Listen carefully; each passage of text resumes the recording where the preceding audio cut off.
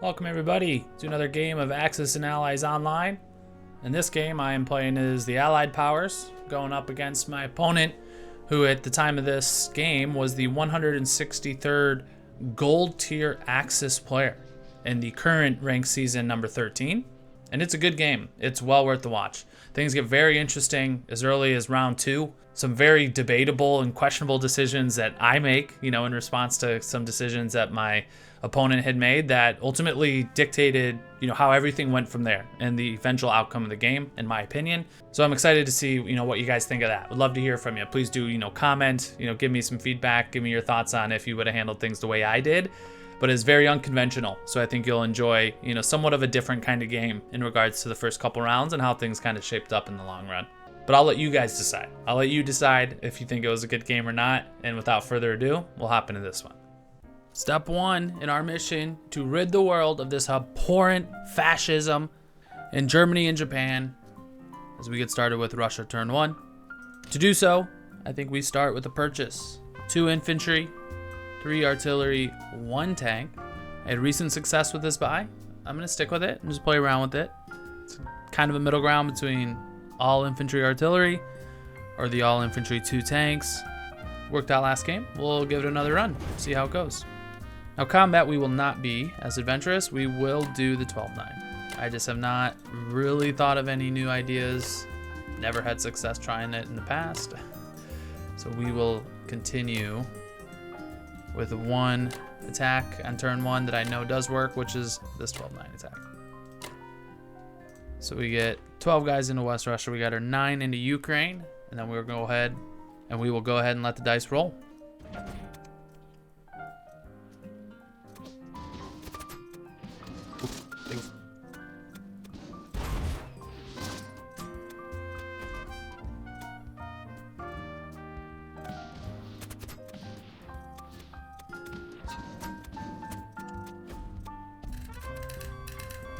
All right, combat was fine. Didn't really have a good chance to retreat in Ukraine, so unfortunately I had to see that one through. I think we only lost one or two guys in West Russia, so yeah, it was pretty good. We will live to die another day as the Russians. We'll go ahead and move all these folks around. We'll let this guy dive into Szechuan, swing all these dudes back, and I'm gonna go ahead and I'm gonna pull out of Japan for the moment. Because, or am I? Do I want to risk in a little spicy in this one? So this is placement game number 2. In the last one, we ran a well-executed KGF. Do I try and set us up in this one to possibly run a KJF just for content? To mix it up? Maybe. Let's see. Let's see how the German turn goes. Moving these guys back 1 is not going to directly prohibit us from doing that. We'll send all these into West Russia, the AA guns, and that will close our turn with the Russians. Everything else looks good. We have not forgotten to do anything. All right, lock it in. Pretty standard Russia turn. I will see you guys back. We'll split these up in UK round 1. Here we go with the UK round 1. Last turn, Germany purchased 1 bomber, 5 artilleries, 3 infantry. Combat wise, they went and stacked Karelia hard, put 9 infantry, 4 tanks there. C-Zone 17, they took out the destroyer. They did Transjordan. In Ukraine, they destroyed 2 tanks with no units lost. That's just such a dag. In C-Zone 7, they took that out, only losing a sub, another dag. And then they were successful in C-Zone 10. Took out our destroyer and a transport. So that was almost an immaculate round for Germany, an immaculate opener. Only lost 1 sub in C-Zone 7. Germany is already looking like a beast. So what can we do to combat that as the UK? My initial thought is that means we have to go KGF. Because Germany's so strong, I don't think the Russians could survive. And we would need all our IPC to support the Russians as the UK and the Americans by flooding fighters and all that kind of stuff. And we need to start trading units with Germany ASAP. I was kind of hoping we could do a KJF just to kind of mix it up. Unfortunately I don't think that's the right move here. I think we need to come to the aid of our Russian friends in Eastern Europe as quickly as we possibly can. And that means I think I want to stick with a typical purchase for me, which is going to be 2 fighters. And then we'll do infantry, artillery for India. We'll bank the 1 IPC. Well, actually, no. We can use the extra artillery because we have so much infantry already. Probably going to need some of that to help with securing Africa. And then we're going to have to do all the cookie cutter moves with the UK. So not spicy, not exciting, but I think it's what we need to do. Let's go ahead and lock that in. We're going to do the cruiser. We're going to get rid of this thing. Do cruiser fighter at the cruiser. We will send, whatchamacallit here at the transport, the fighter. Bomber's going to come down here. We got to take out the battleship. We have to secure Africa if we're able to put pressure on Germany with the UK. These units from Africa are going to hit here. We're going to go ahead and take 2 infantry. We're going to hit that as well. We'll send the sub at this sub. See if we get lucky. Yeah, I mean, this is all cookie cutter stuff. Cruiser, carrier, and at the transport in 61. And I think that's going to do it for all our attacks with the UK. It's a pretty standard opening, so nothing too spicy going on just yet. But we're going to lock it in. I think this gives us the best chance to try and hit back over what's been a incredible first couple turns for Germany here.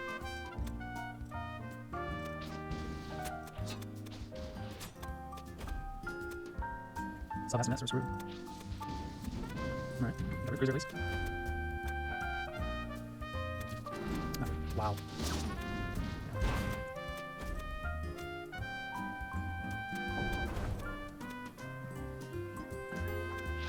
Come on.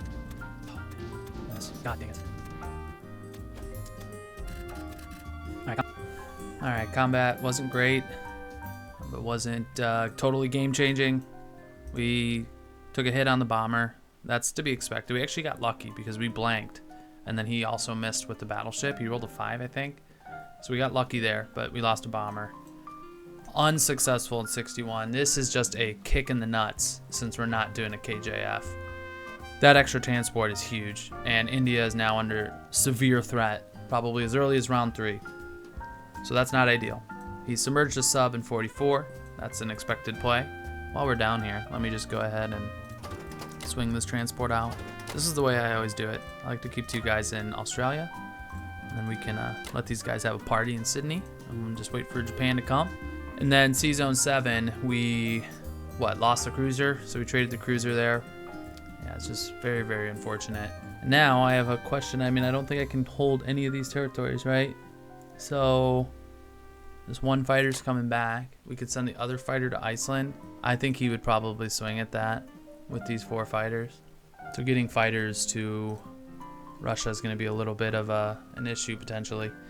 But I'm going to move them both back. And my thought is I'll have 4 fighters then on England when we mobilize. And when we send 4 fighters here to Iceland, he's not going to do that. He's not going to obviously attack all 4. And they're not needed in Moscow next turn. Like, we'll be able to survive with the Russians till round 3, right? So then we'll have them in there when we need them most, at least is my hope. These 2 fighters are going to go to Persia. And everything here in India and Burma, we'll leave the 1 guy there. This will stay as is. Move these guys around. Oh, and then this little tricky SOB. Make sure we move him up from South Africa. And that will officially close our turn with the UK in round 1. We are already behind the ball.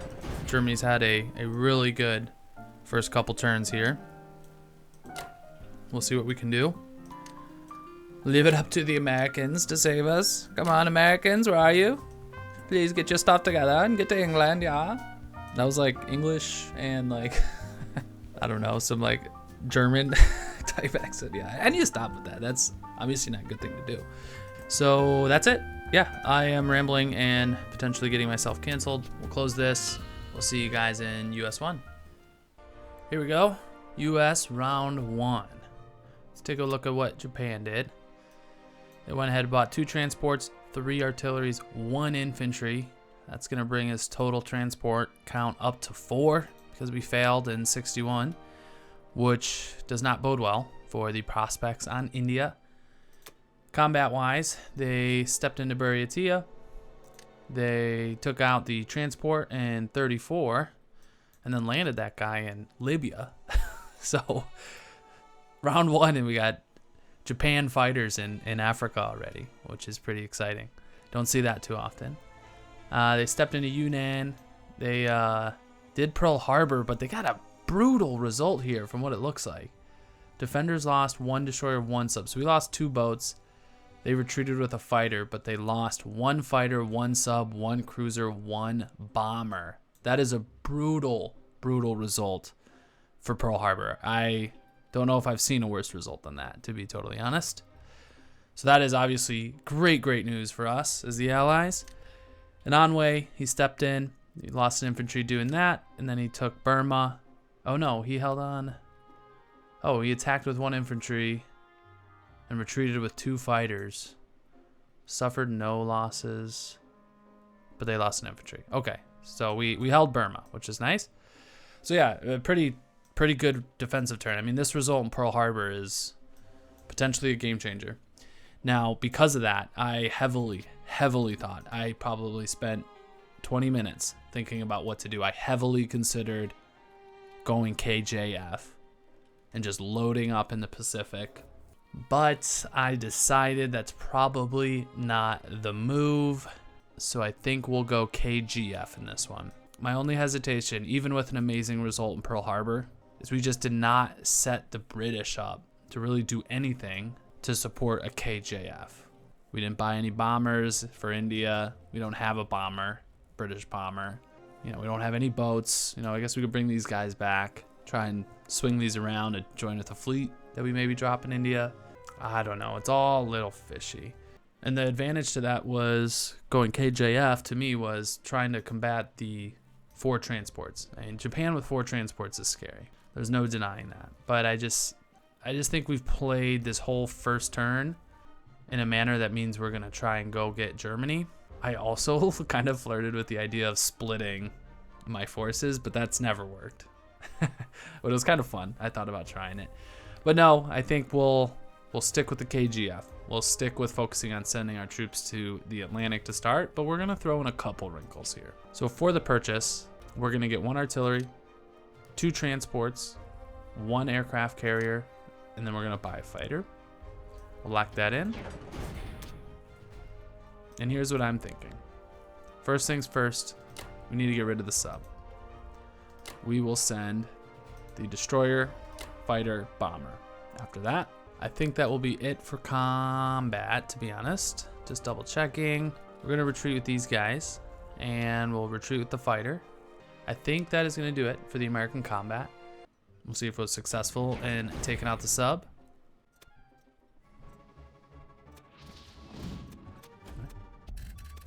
All right, we got the sub, which is awesome.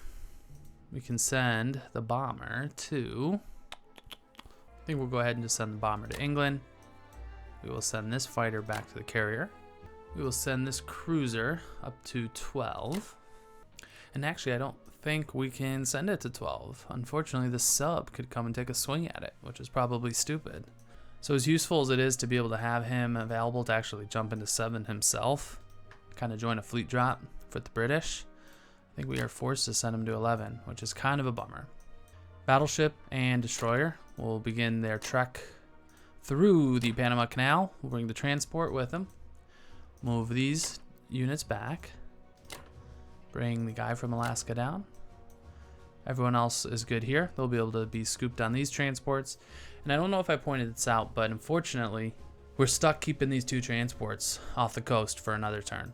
And he is getting sneaky with his bomber, which I believe he bought, right? And he mobilized it to Italy. So big dag, he can use that in Africa, but it also protects Sea Zone 23 as long as he holds Morocco, and he obviously holds 13. So until we're able to build up enough fleet to protect us on drops, unfortunately, we have to just kind of chill here for the time being. Now here is where I'm going to try something a little cheeky. We're going to send these fighters and the carrier down to 45. And from 45, the fighters can fly directly to India. And looking at the board here, I think he has this one fighter and I think this fighter that he could send at us. So we could send 2 fighters. It are 2 fighters in the carrier, but I think we'll do it. And we'll send, actually, I'll bring this cruiser back and we'll have the cruiser provide some additional fleet defense. So he's not going to do that. And he lost the bomber. So bomber's out of play. And every fighter, especially American fighters that we can get into the action here in India and in Russia, is a huge win. So I think this is a good play to get some additional fighters on the defensive in India. I'm going to see if I can get away with it another turn. Like if he just totally ignores that, I'm going to have 2 more fighters here. We're going to mobilize this one into the Western US as well. And if he's going to give us another turn, we'll send 2 more. And of course, our guys here in China, we're going to send them back towards Moscow. We'll send the fighter to India. Already has 2 transports in range. Do our best to stop him from doing anything too sneaky. And that's going to cover the non-combat. So go ahead and close the turn there. Aircraft carrier off the East Coast. We're going to put the fighter on the West Coast. We're going to put 2 transports and an artillery on the East Coast as well. That will close the US turn. And now we can pivot our attention to the Russians. Now in round 2, my typical purchase is fighter and then all infantry. I think I'm gonna try something a little crazy though. Instead of the fighter, we're gonna get a Russian bomber. Simply to say I did. And all it will cost us is an additional land unit. We don't have the defensive rolls on the 4, of course. But there's something about getting a Russian bomber that just kind of excites me. I'm not gonna lie. It's stupid. I don't think this is a good idea, but we're gonna do it because why not? I'm feeling a little spicy. We're gonna do it. Before I talk myself out of it, I'm locking it in. 4 infantry, artillery, Russian bomber. Let it fly. I love it. For combat, I think we're gonna step in hard on Ukraine to start. We can definitely take a shot at Bello as well. And then the question is, how many guys should we send in addition to Ukraine? Because he doesn't have a very big stack that he can hit this with. He's got 1 infantry, and then he has the 5. He obviously has all his air as well, but we could bring all of the AA guns with us if we're feeling really crazy. My thought's just to create a stack here. And if he wants to come with fighters, tanks against, here's what I'm thinking, at least another 3 guys. Leave 1 guy here, and we'll at least spare the artillery. Is this the stupidest thing ever, or the smartest thing ever? It's very hard to tell the difference sometimes. I think I'm so stupid, I'm going to send another artillery. Then we'll retreat the artillery tank. We'll non-com the AA guns. Fighter into Bello. Fighter into here. And you know what? I don't think this is the way to do this, actually. Can I get this artillery to Ukraine out?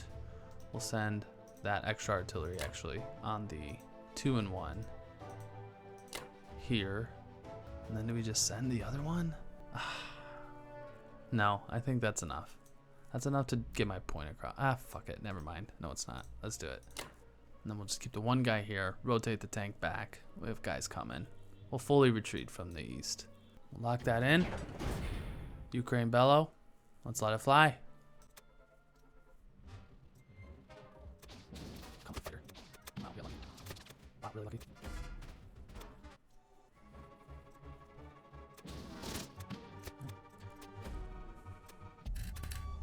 Alright, combat was good. Combat was really good. We lost nobody in Ukraine. So we have a stack of 8 guys here now. Fighters have to come back to Russia.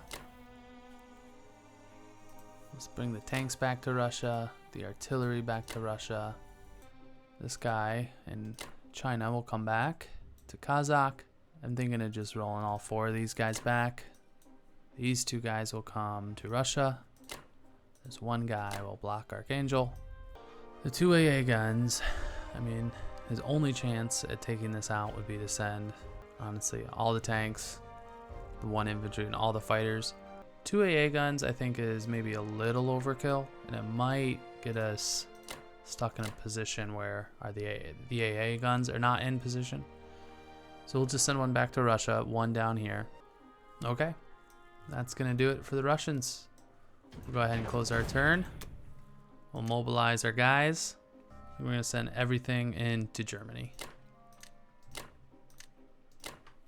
And hopefully, actually don't know the math here, but I'm hoping we have a pretty decent punch if we were to move heavy into Archangel. All right, that's gonna do it. See you guys back for UK round 2. The United Kingdom, round number 2. Let's take a look at what the Germans were up to last turn. They bought 6 infantries, 6 artilleries. Pretty balanced buy. Combat-wise, they moved all of their tanks and infantry into Archangel. That's scary, for sure. We'll have to deal with that. Bello, they destroyed an artillery, moved into there. Egypt, looks like the UK held on. They retreated with a bomber and lost an infantry. So they just went 1 infantry, 1 bomber, and then dropped the bomber back into Libya. West Russia, they took that with no units lost as well, and then mobilized everything into Germany and 2 artilleries into Karelia.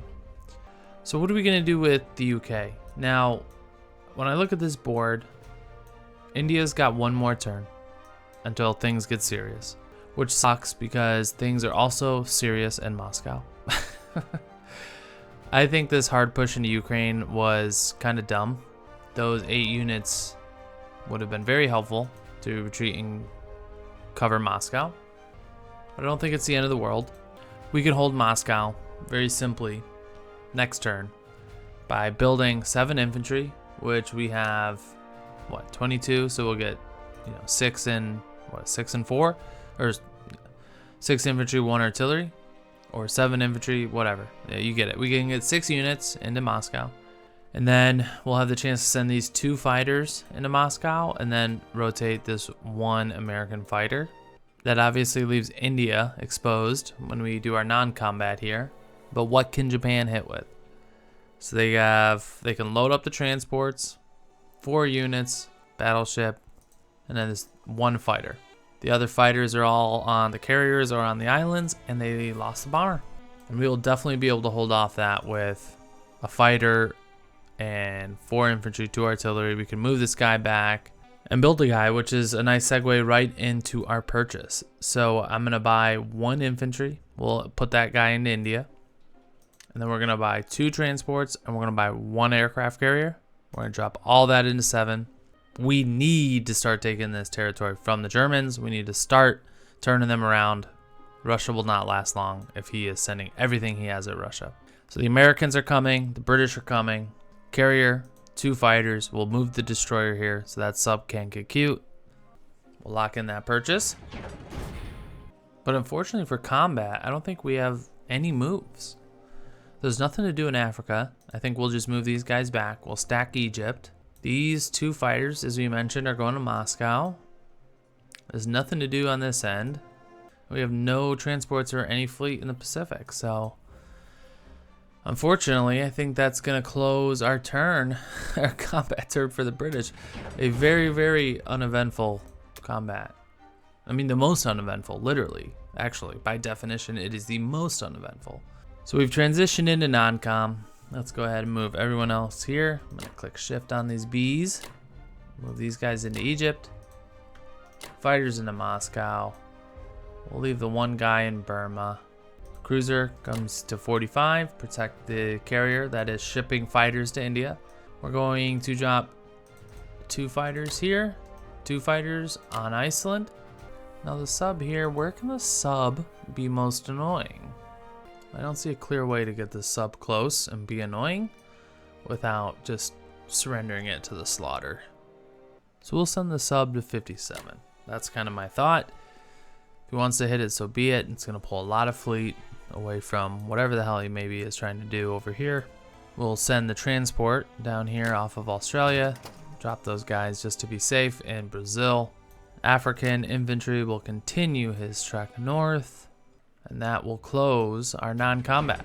With the UK, we are going to drop the carrier into 7, the 2 transports with it, and the 1 infantry will go into India to round out the purchase. and close our turn with the UK. We will see you guys back for US round number 2. United States, round number 2. Let's go ahead and see what Japan did last turn. They purchased 4 infantries, 4 artilleries, locked them all into the Japanese mainland. In combat, they stepped into the territories up in the Soviet Far East.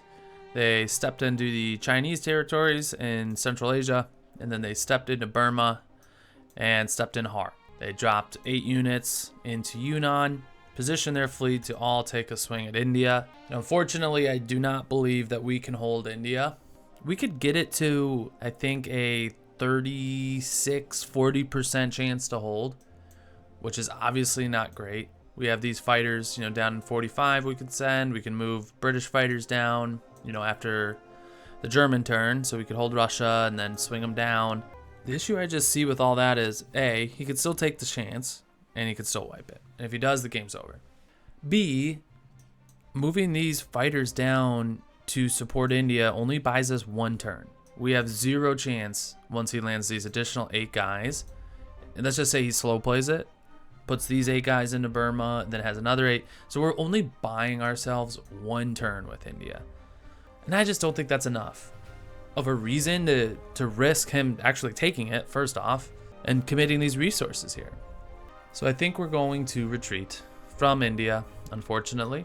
We'll focus on defending Moscow at all costs, and we are going to do something crazy with the US here.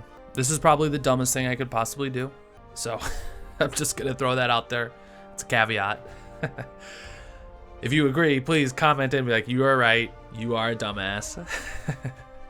But we're going to pivot and try and repurpose a couple of these moves we made in the Pacific and transition to a KJF, which on round 2 is probably the dumbest thing I could do. We've just burnt so much time moving things east to now bring them back west. But I'm going to give it a shot. And the idea and the logic with it is simply, Japan is a monster. And I think if we leave him unchecked and to his own devices, he's going to take India, he's going to take Hawaii, and the game's over. Obviously, between then, could I take Karelia? Could we start trading France and Italy? Probably keep the game going. I just see us really struggling to deal with all the pressure Japan's going to have on Moscow and then hopping into Africa. I don't know, rocking a hard place, but I'm going to try it. This is probably dumb, but I'm going to try it.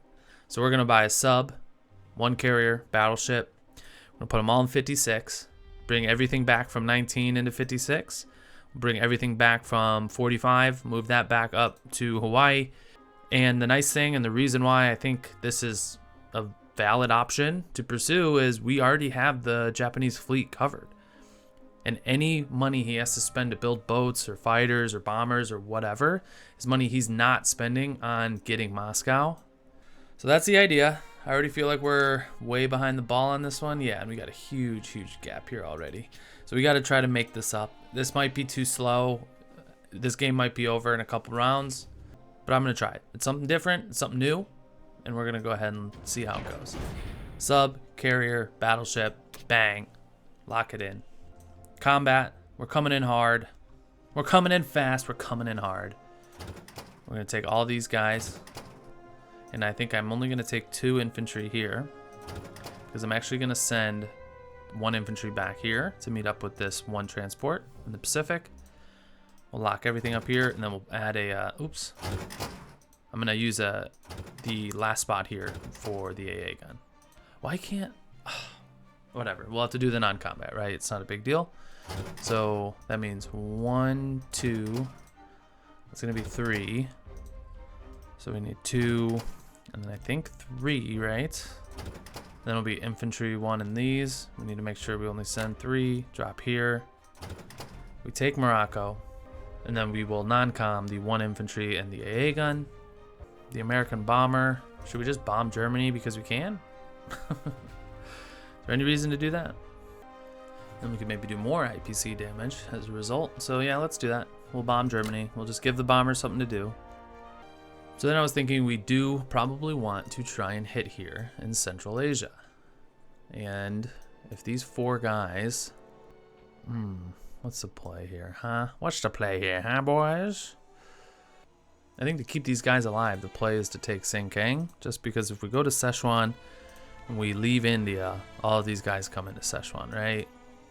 We have a 0% chance in that battle, and we probably have a 0.01% chance in this battle. Because I think he has, you know, 4 fighters, so he'd probably hit all that with. But we're going to fight back. We're not just going to, wait, so 1, 2, 3, and then 4? I don't know. Actually, scrap all of these plans because we actually need this fighter to go to Moscow. As the Germans do have this stack of 7 guys, 9 tanks. We can hold it, I think, with what we already have here in building Russians. But we might as well just send the fighter there. So that means we won't do anything with these guys. We'll probably be able to survive at least a turn here in Kazakh, hopefully. And I think that's it for attacks. So we'll bomb Germany. We will hit Morocco. We'll lock that in. And we'll transition to non-com.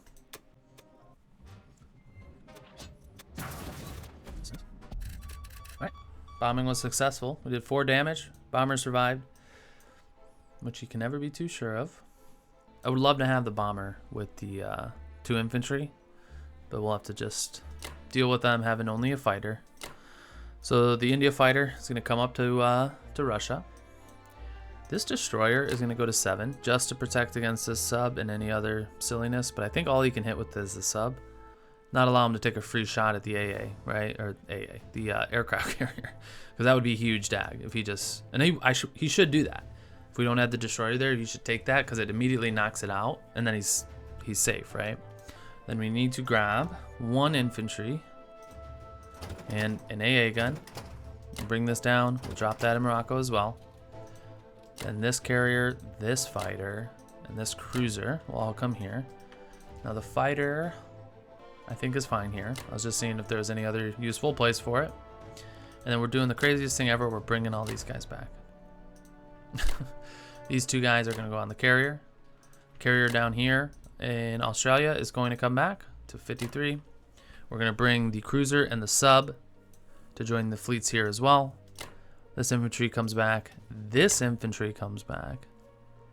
And that's going to do it for the Americans. So we'll go ahead and close our turn here.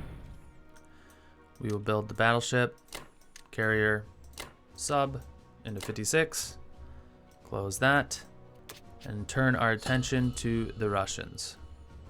Now the Russians are in pure survival. We have a fucking bomber, which I'm already regretting. This is already a terrible idea. But because we have all that, I mean, this is the move, right? We just need to get as many bodies on the board that we possibly can. And the only thing is, if we just want to do 8, we could do this, right? Give us a little infantry. This is probably fine. We're not at risk of losing the Caucasus, so we don't need to deploy any units there. So I'm going to go with this, just to try and maintain some balance and giving ourselves somewhat of a punch when we have to inevitably punch back. Now, combat moves, I think, are kind of simple. We're going to dive into, what is this, Bulgaria. Then my only thought was to just take these 3 territories and then hole up. Now, I do have a chance to do something kind of cool, which would be to send the bomber. That's why we bought it. After these guys in Yakut. And then we can fight back against Japan, at least up in the Far East. I don't hate that.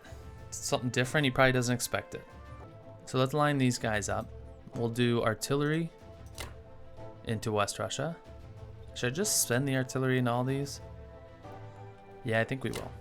Just to ensure that these go well. We will spend the artillery. That's why we pay for it. And my thought is then to retreat these 3 infantry and the AA gun. We can leave 1 infantry, but leave with 2 infantry and the AA gun. Or we can step into West Russia, but that doesn't seem to make much sense because then he can stack all of these guys into West Russia, which means we will just retreat these 2 infantry into Caucasus. I've thought of bringing these 4 guys. So what do we do with these 4 guys? Because there's 3 options. Hit Yakut, hit Sinkang, or do we just bring them back to Vologda / Novo. I mean, I think we have to do that. I don't think getting cute out here in Yakut, don't get cute in Yakut, is the right move. So we will bring these guys back. Let's go ahead and split up the fighters here. We get one fighter here, one fighter here, and then the bomber. It would have been so nice to use the bomber long range. Try to push on that. I mean, I guess we maybe don't have to worry. Maybe I can get aggressive. Oh my god, I don't know what to do. We can bring one guy to Vologda. Send 3 here with the bomber. Is that the stupidest thing I've ever done in my life? 'Cause I still don't think he's gonna extend without these 5 guys, or maybe he'll wait a turn, to be honest. Maybe he'll get these guys into Ukraine and then he'll try to put all 3 stacks into West Russia. That would make sense. You know what? I'm gonna do it.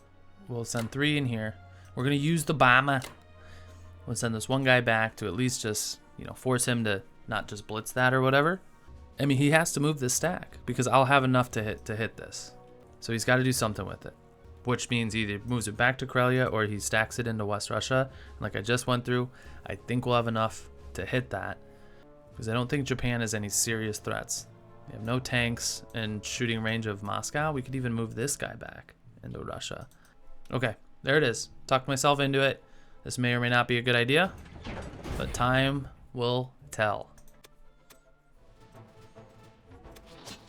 Jesus Christ. We're not gonna get this. I fucking knew it.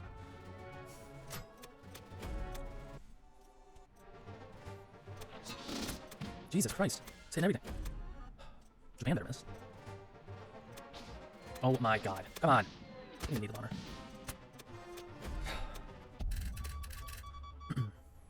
So combat was not good. That's the short of it. The only silver lining is I don't think it kills us. We did not take West Russia. He hit everywhere. He hit in Belo, he hit in West Russia, he hit in Yakut. Bomber didn't hit anything in Yakut. This bomber's ass. Whose idea was it to buy this bomber? But we're still in it. I don't think we're dead yet. Move these 3 guys, the AA gun back to Caucasus. Go ahead and bring this 1 infantry back to Russia. We will send this 1 guy into Vologda, and that's going to do it. So we will go ahead and close the non-com. We will deploy everything into Russia, 8 new units, and then we will see you guys back for UK 3, and hopefully we have a standing Moscow when we see you guys next. All right, here we go. United Kingdom, round number 3. Take a look at what Germany did last turn. Purchased 10 infantry, 2 artilleries. They repaired 4 points of damage on their industrial complex in Germany. Combat-wise, they stepped into Ukraine. They took Belo. They attacked C-Zone 13. Defenders held on. Defenders lost a cruiser and defeated attackers. Attackers lost a sub. Oh, C-Zone 13. Okay, yeah, he had a sub, I think, what is it, in 7 maybe? I can't remember exactly where it was, but he sent it here. And he took the cruiser out, which is kind of a bummer. In Vologda, Germany won, but failed to take the territory. That's great. Bulgaria destroyed an infantry, took that. And Egypt took a big swing and lost everything. Wow, we even lost the bomber. That's very interesting. I wonder if that was just really bad dice, like he got a little greedy and then just got like screwed, or if he just said, you know what, F it, I'm just gonna keep rolling these dice. We're either gonna win the battle or not. But losing that bomber, that sucks for him. I mean, it's great for us. That means we'll likely have free reign of transports all around the Atlantic. We'll have to kind of think through that as we begin mapping out attacks. But if we look at, the board and what else Germany did, went ahead and stacked West Russia. So losing this battle, I think what was with the Russians last turn, like we didn't take the territory, actually killed us because they got to land the fighters here. Otherwise, we could have took this out. So that really sucks. That was a really bad break just on some poor rolls. The good news is I don't think Moscow's under any serious threat. And if we're able to start doing landings with the UK and others, good chance it'll likely survive from the Germans. Though will it survive Japan is another question. Because we will have to give up India. I know we've noted that already. So we will be pulling out of India, and you'll have another victory city, which means holding Hawaii and Moscow are critical for us. My assumption is he's going to go all in on Moscow. So what are we to do with the UK? Well, we're losing India, so we don't need to worry about building any troops there. Let's start with at least rebuilding our 4 transports, or 2 transports we have here with 4 guys. I think we'll get another transport. Let's load that. And that leaves us with potentially 5 IPC. We can obviously upgrade and rebalance these. And then maybe we just stack the 4 IPC. We have another 4th transport coming from Brazil. Or we just do like this. And then save 2 and get a tank. Yeah, I kind of like that. All right. We will go ahead and do that. Transport, 4 infantry, artillery, and a tank. Now, attacks. I'm of the mind we'll want to blitz this tank through. Take these 2 territories because I think these Americans will be leaving. And here is what I am thinking. I think we can take all 4 of these territories around Germany and the Norwegian and Finland territories as well. That will require us to be in 15, but I think we will be fine. Now we have to win. We have to take Italy, clear this 1 unit, and then these 5 fighters, 1, 2, 3. If we take Italy and we take Southern Europe, we're going to take these territories, but Libya being the important one, these fighters cannot hit the season. Now I want to make sure there's no Japanese bomber. I don't think there's any Japanese bombers. I don't think there are any Axis bombers on the board right now. So as long as we're protected from these 5 fighters, I think we can honestly send them naked, which is pretty wild. Naked transports in the med. You don't see that every day. So we'll take 2 transports, 2 guys, send them into here. We'll take another 2 transports, send them into 8, drop them in France, Northwest Europe. United States is racking cash. And then I'm going to take these guys, and I think I land in Norway and Finland. And then we'll get these 3 IPC, basically replace India, right? We'll get another 2 for the Brits here. And I think that's going to be the plan. As I mentioned, Moscow is not under serious threat just yet. We can send these 2 fighters into Moscow. 1, 2, 3, 4. We can actually send all these fighters into Moscow, which I might do. I mean, at least for this turn, we don't need them, right? We don't need them in C-Zone 3. The fighters can't hit there. The only place they could hit is 5, which we're not going to hit. All these, honestly, on the West Coast are all covered, especially if we take these 2, right? I think C-Zone 8's, it's completely available. So we got to use the time now to put the pressure on, because if we don't, Russia will fall. That's kind of my thought. All right, I'm just rambling and looking at the board. We have no other... Holy crap. Oh, my gosh. I almost said we have no combat. We need to take all this territory. What am I doing? This first one has the tank. Drop him in Norway. Take the infantry and the artillery. Drop them in Finland in case he decides to try and hit that with 5 fighters, which would be pretty wild. But he might. I mean, what else are they going to do? Yeah, I think that's all we got for this turn. So... pretty uneventful turn, but we're getting a lot of territory for the Brits, which is nice. Not sure what the best move is. Well, obviously we know this is the best move for these guys. Get all these guys out of India. Now do I just move these guys into Egypt? Yeah, that'll be fine for now. I do think these 2 guys we're going to drop here in French West Africa. And then this transport will go back up to 10 to grab the Canadians. And then we'll have some more units on the board, which I love.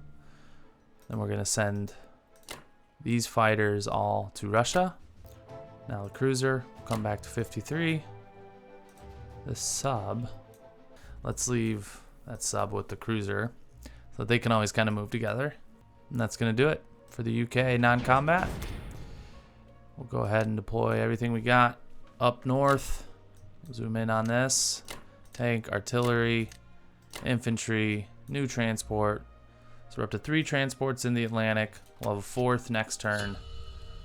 And how much money did we just get there? 37 monies for next turn. That's nice. Falling behind the Axis. Really struggling to make a dent in this. We got to start trading with Germany. That's really all we can do right now is try and see if we can get a semi-beastly UK going. Buy Russia some time. And buy the Americans time. See if we can get this going. Yeah, I really do think I've butchered this game. We'll see. I don't know. I've never tried something like this. Grass is always greener. We'll see you guys in US 3. United States, round number 3. Take a look at what Japan did. 3 infantry, 3 artilleries, 1 bomber, and a fighter. Combat-wise, they stepped into India. They hit Kazakh, destroyed 2 infantry, lost 2 infantry. So we were able to hold Kazakh, which is really great. So we don't have to fight for that back with the Russians. They have some other priorities in regards to what they need to fight for right now. So that is a win for us. And it looks like the fleet had to retreat, back towards Japan, which is a win. So Africa's secured, Australia and New Zealand is secured. Building the fleet with the Americans has at least done that, right? I'm not sure if it's a good move. I still think it probably was the wrong move. But we can see some value simply by the fact he can't just swing into Africa and he can't swing down into Australia. And he's going to have to pull back. He's going to have to spend some money on fleet defense, fleet attack. In this case, it's very multi-purpose for him at the moment. He bought fighters and bombers. That's really all we have to worry about in calculating for our fleet. Hopefully, eventually, he gets into having to buy boats so that it's not at least functional in an attack on Russia. Now, for the United States, here's what I'm thinking purchase-wise. We're going to split these transports here in 13. We'll send 2 into the med. We're going to send 2 to 8. These guys from 8, the transports, will be able to hit 10 next turn. So we want to have 4 guys in Canada waiting for those 2 transports. So we'll buy 3 infantry and 1 artillery that will mobilize on the eastern U.S. to meet those transports off the coast of Canada. In the western U.S., we'll send 1 additional infantry. We can pick up one of these infantry with the transport as we head south, which I think is the direction we'll end up wanting to go with our fleet. And then we're going to continue to add to it with another transport and 2 destroyers. And so our fleet count at the moment, I believe we still maintain a pretty strong advantage. We each have 2 aircraft carriers. We each have 2 battleships. And he has 1 destroyer. I think that's his only additional boat that's not a carrier or a battleship. Which means we have 1 destroyer, we'll have 3 destroyers, 1 sub, 2 sub, 1 cruiser. So we'll be up 2 subs, 2 destroyers, and a cruiser. Now he has the bomber, so if he's going to hit us on the defense, that'll be a problem, which is why I wanted to go with the destroyer. I had a chance to, buy like an infantry and then do a sub instead. Or sorry, like an artillery or maybe a tank or something. But the way it's looking, if he continues with just buying bombers, then we're going to need defensive units, and subs are really bad defensive units, though they absorb a lot of hits, which is nice. Okay, that's the purchase. We'll lock that in. In combat, I think we will head down and hit the Solomons, because I don't see a reason as to why not. So we'll take one guy off Hawaii, hit the Solomons, bring the fighters. These fighters can participate as well. And then the battleships can participate in a bombardment as well. From there, we can see if he's going to let us try and take the Philippines. That would be awesome. We obviously have a chance to maybe hit Borneo. And I don't think he has enough to do much with that now. So he's going to probably need to buy some subs or some more bombers to protect both of these sea zones. Now in Europe, here's where things were going to get a little spicy.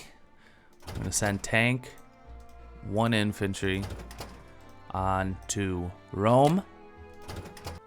Then we'll take 1 artillery. Actually, let's take the 2 artilleries, 2 infantry.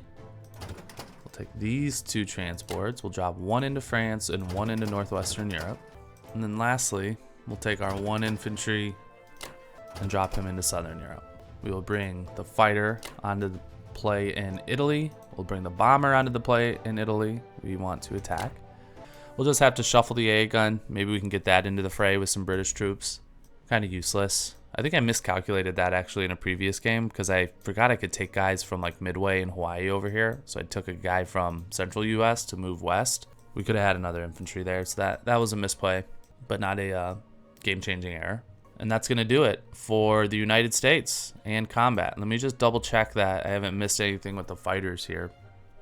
1, 2, 3. And they'll have nowhere to land because we're going to take Southern Europe. We're going to take Italy.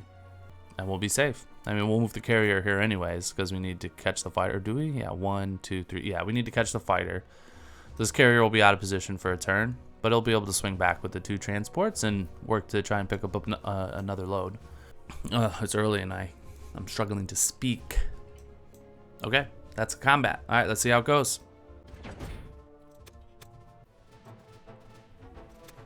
Nice.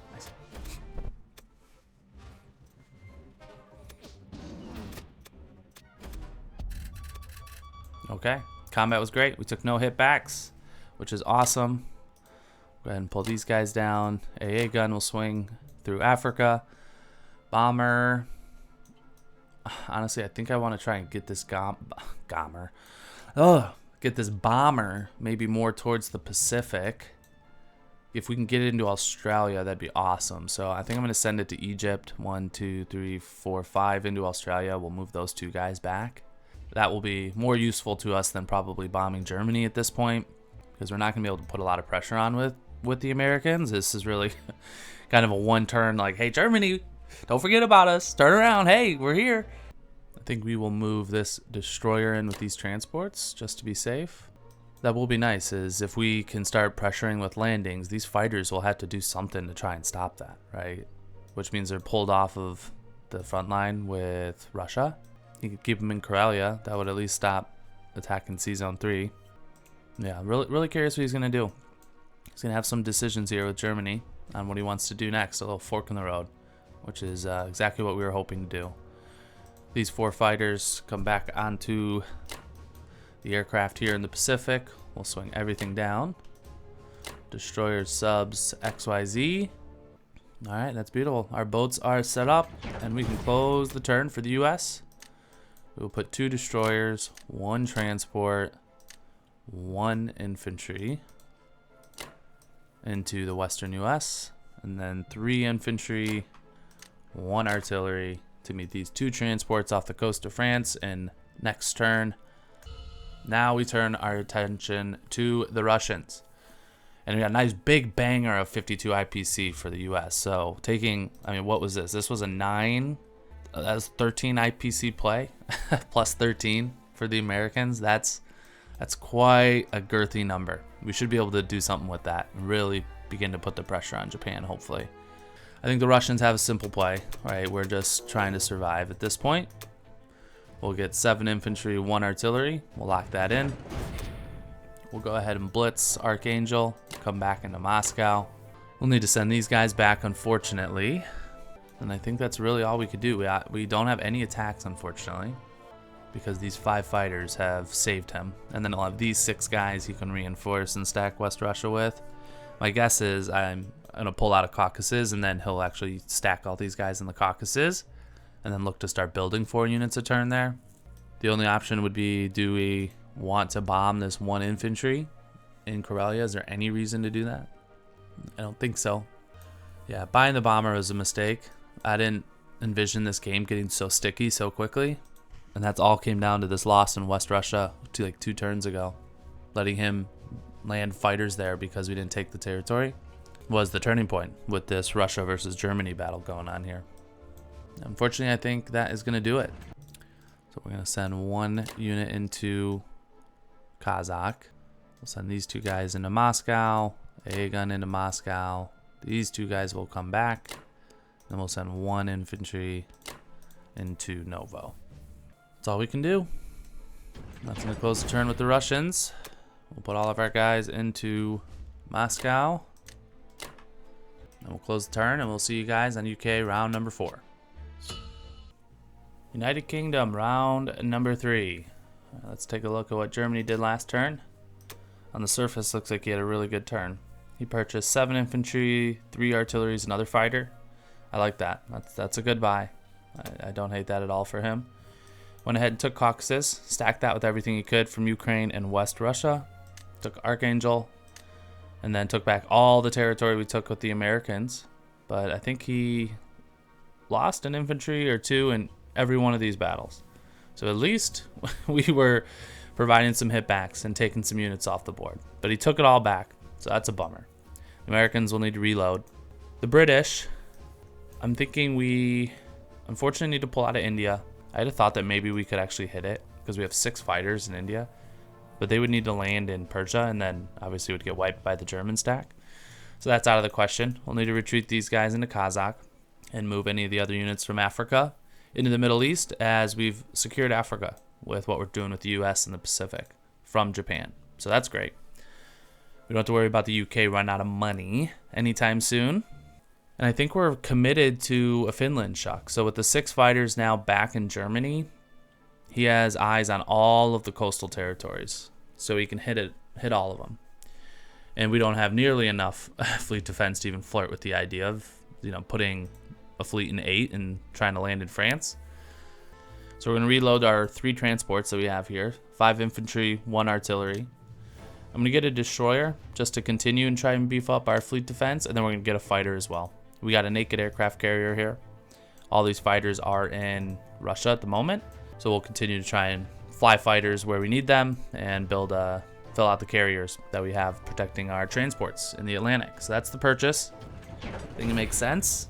I think it's a solid buy. Now we really only have one option in regards to attacks, and that's to hit Karelia. With everything we have, we could definitely take it. The only hesitation is, do we send the tank to give us 3 units to guarantee we take the territory? That's kind of a waste of a tank because he has these 2 guys and he has the 6 fighters that he'd throw in that. So he'd wipe whatever's there. It wouldn't be till the Russians' turn, so this would be some nice IPC for the Russians. They're going to lose territory next turn, at least 1, 2, maybe 3 territories. That IPC would be very nice for them. The odds are low. Whenever you need this to happen least, it happens. And we already got screwed once on not taking a territory, so I'm not going to risk doing it again. I think that IPC is very valuable right now for the Russians to keep them alive. Okay, that is going to do it for all of our combat. Just 1. We'll hit Karelia.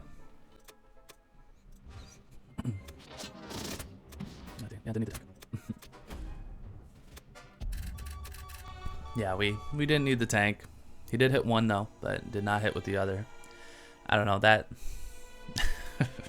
you talk yourself into it. I mean, this is literally just 1 minute ago I decided to do that, and now I'm like, that's probably not the right play, right? I'm just burning up a tank here in 6 IPC. That's kind of dumb. Either way, what's done is done.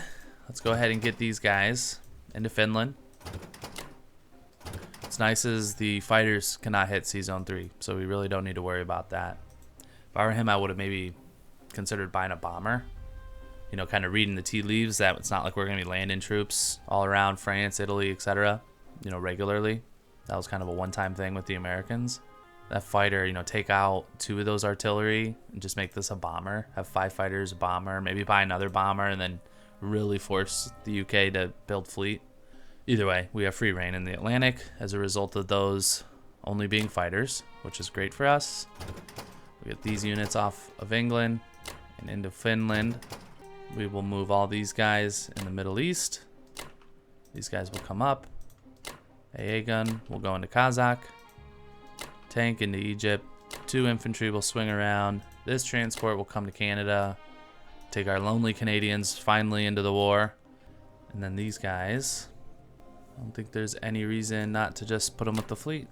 I mean, maybe I can get sneaky with the sub in 46, but what does that do? Whatever. I think that's fine. These 2 guys, however, will come to Eastern Australia because we are going to fly the bomber there from the US next turn. And I think that's going to do it on our combat. No, I want the fighter on the carrier. So we need the carrier to come down. Yeah, we're good. We'll go ahead and get our units mobilized. Get the destroyer, the fighter, and then everything else into England. We'll close the UK turn, and then we will see you guys for US round number 4 right after we do a quick look at where we're at score-wise. So yeah, we're slowly slipping in the attack power game, which sucks. Germany's just too strong, unfortunately. Doesn't seem like it with just like the 40 IPC, but you can obviously see they're a beast attack power-wise. It's going to come down to whether or not I can do something with the Americans, and we've pivoted our strategy and have to do something with it. Like, we have to get into the money islands, get units onto the continent. We got to do something over here, and it's got to be within the next couple turns is my guess, but we'll see. We'll see you guys in US 4.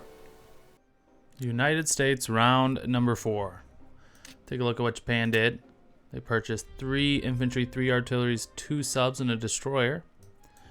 Combat looks like they were pretty successful, just looking at the color of the board. They took Yakut, they took Persia, undefended, Kazakh, they won, they took the territory, destroyed 8-9 of our units, and only lost 3 infantry. So that sucks, not a great outcome for us.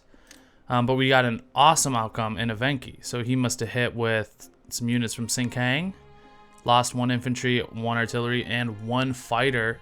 Russians suffered no losses. So that's huge. So the somewhat poor showing in Kazakh made up with a great showing in Evenki. We took out a fighter. That's awesome. So you love to see that. Japan has gone ahead and put 2 of these fighters into the Caucasus, further bolstering his defenses there. But I don't think I had any chance to take that.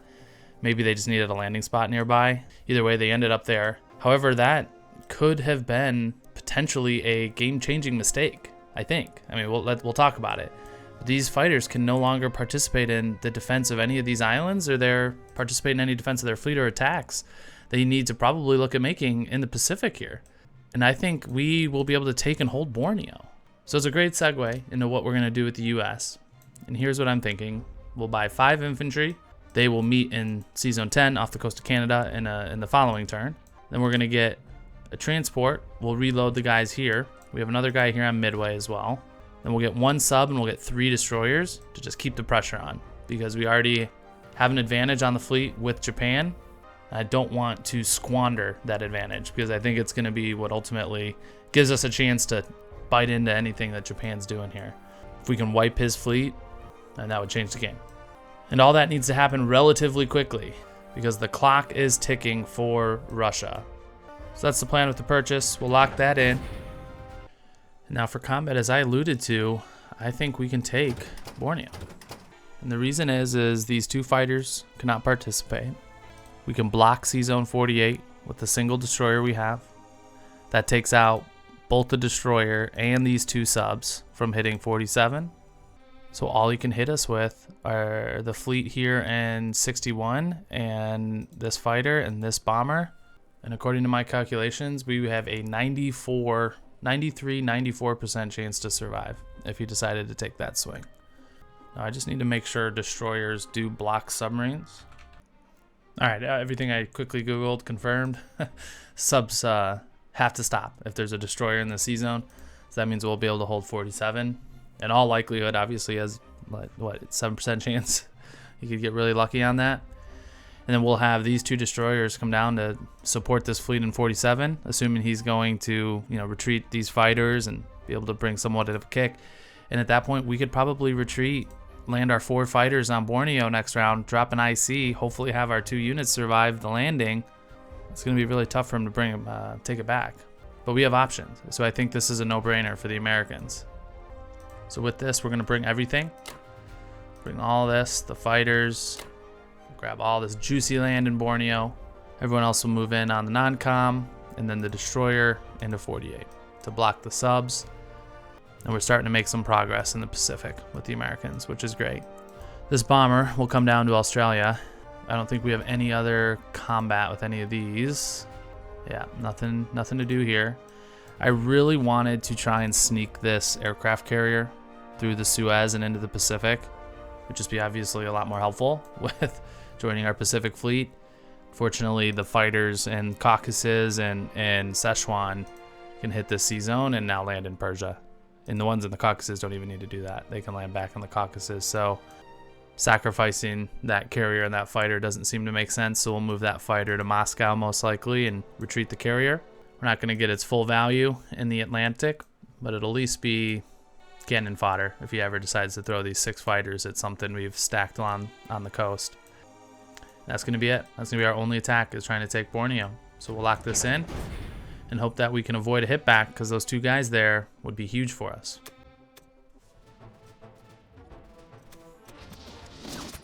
Ooh, nice. All right, it's beautiful. He missed in Borneo. So our guy will live to see another day. That'll be huge if we ever need to look at holding the island next turn. Like I mentioned, having 2 guys there Next turn we can land the fighters there if we need to retreat, try to hold the island. So the destroyer goes into 48, everything else into 47. Bomber down into, what is this, Western Australia. This fighter is going to go to Moscow. This AA gun is going to continue his trek through North Africa. Transport, aircraft carrier back to 13. These 2 transports back to 10. These guys in the eastern US up to 3. Or, sorry, not 3, that's the value. Up to eastern Canada. These 2 guys are going to hop in on this transport. They are going to come down into the Solomons here. These 2 destroyers come with. Now this destroyer obviously needs to find a new home, and my assumption is it's best served in C-Zone 3. He won't have a chance to hit it on his next turn, and we can move it if he has a chance to do it after that. I mean, if I was Germany, like when we get back for UK 5, I'm expecting to see these 6 fighters and a stack here in Northwest. This is where they need to be. They need to be able to hit C-Zone 3. And if he does that, we'll probably need to reserve purchase with the UK for an entire turn to really bang a deep fleet. Because six aircraft, we don't have enough. It's going to set us back either way, whatever we decide to do.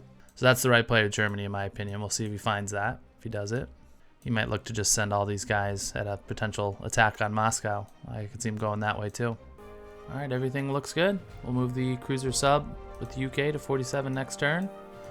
They will be needed in the defense of our fleet here. And everything else looks good. So we can close the non-combat.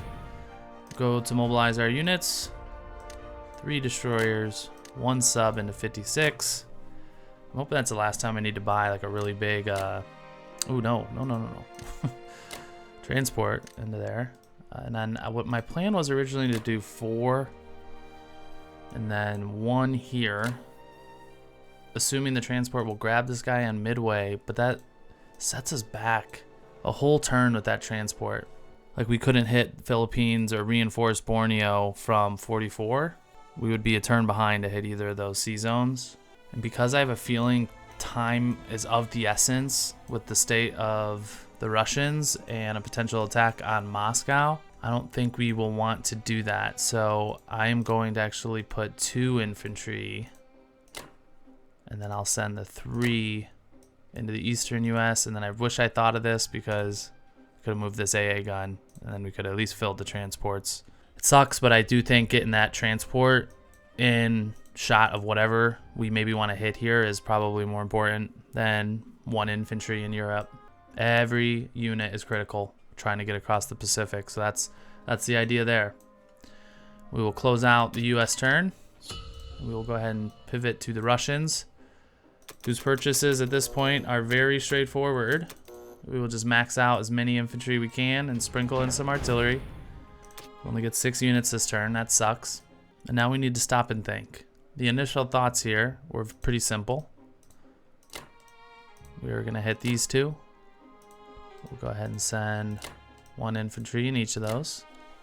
And then do we do something crazy like try to hit the 5 units here in Kazakh? At a minimum, we can, strafe it with fighters and the bomber. Additionally, we can send the bomber at these 3 guys with these 2 infantry. That's probably crazy. I just want to use it, right? That should have been a fighter, but it's fun. I don't regret it because it's fun. It's just fun to look at, It's the most beautiful unit in the game. It's a really thick wing on these bombers, huh? Yeah, it's pretty to look at. So I gotta think, if we do this, we'd probably go thin, like 4 infantry and then all the air, and then hope we can win the 2-on-1s in the other West Russia and Archangel territories. And if we did that, how many units will we end up with in Russia at the end of the turn, and can we survive from this stack? All right, and then looking at this, it looks like I will have a chance to take a shot at these 5 units, which is awesome.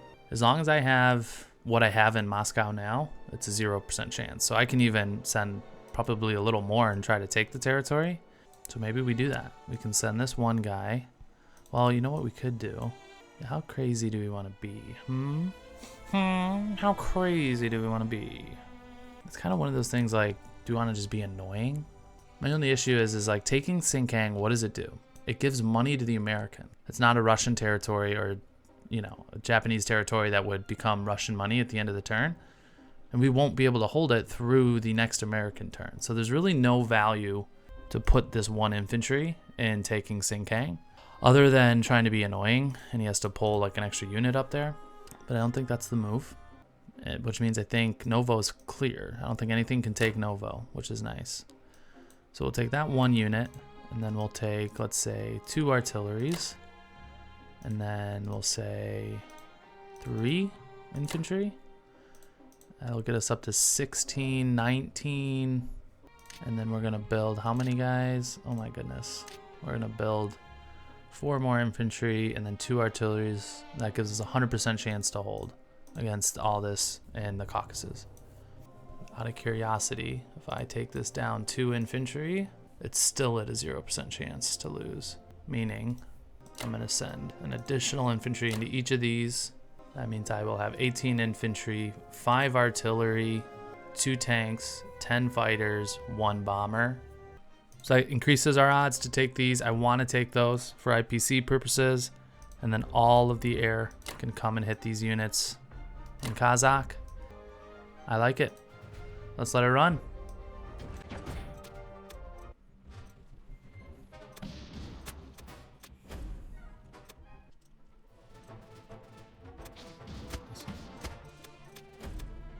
That's a big one.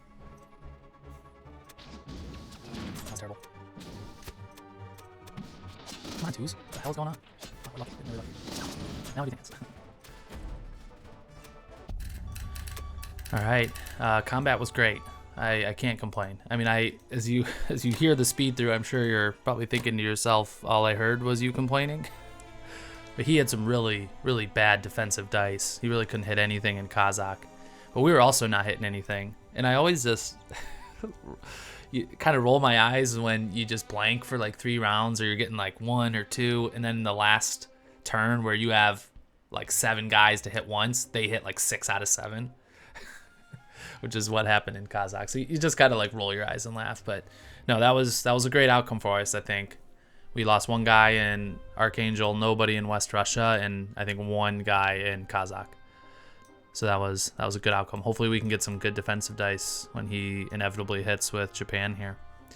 All right, these 2 guys, they can come down. You're actually more useful to me in Novo because you can hit, you know, potentially different things than you are in Vologda. And that's it. I think there's a lot of non-combat to do. That is going to do it for the Russians. So we will close our turn. We will put everything into Russia. 4 infantry, 2 artilleries. And then let's just take a quick look at the board and collect our thoughts here. Moscow's looking pretty good, to be honest. We got a nice stack of infantry. We'll be able to get these 2 guys back into Russia next turn. Or they can hit something in Evenki. You know, if he sends all 3 of these guys, we'll have enough to hit that.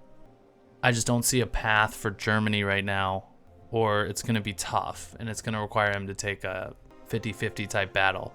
Obviously, these 6 units can drop with 4, so he's going to get another 10 units into the Caucasus, and then he can look at bringing these 6 infantry potentially as well. 6 infantry, 6 fighters, and then they can participate in that. So he can get 16 new units onto Moscow next turn. I don't know if we'll be able to defend against that, but we know we can build 6. We know we'll have the option to bring 4 more, so we can build 10. We can bring another fighter. That's 11.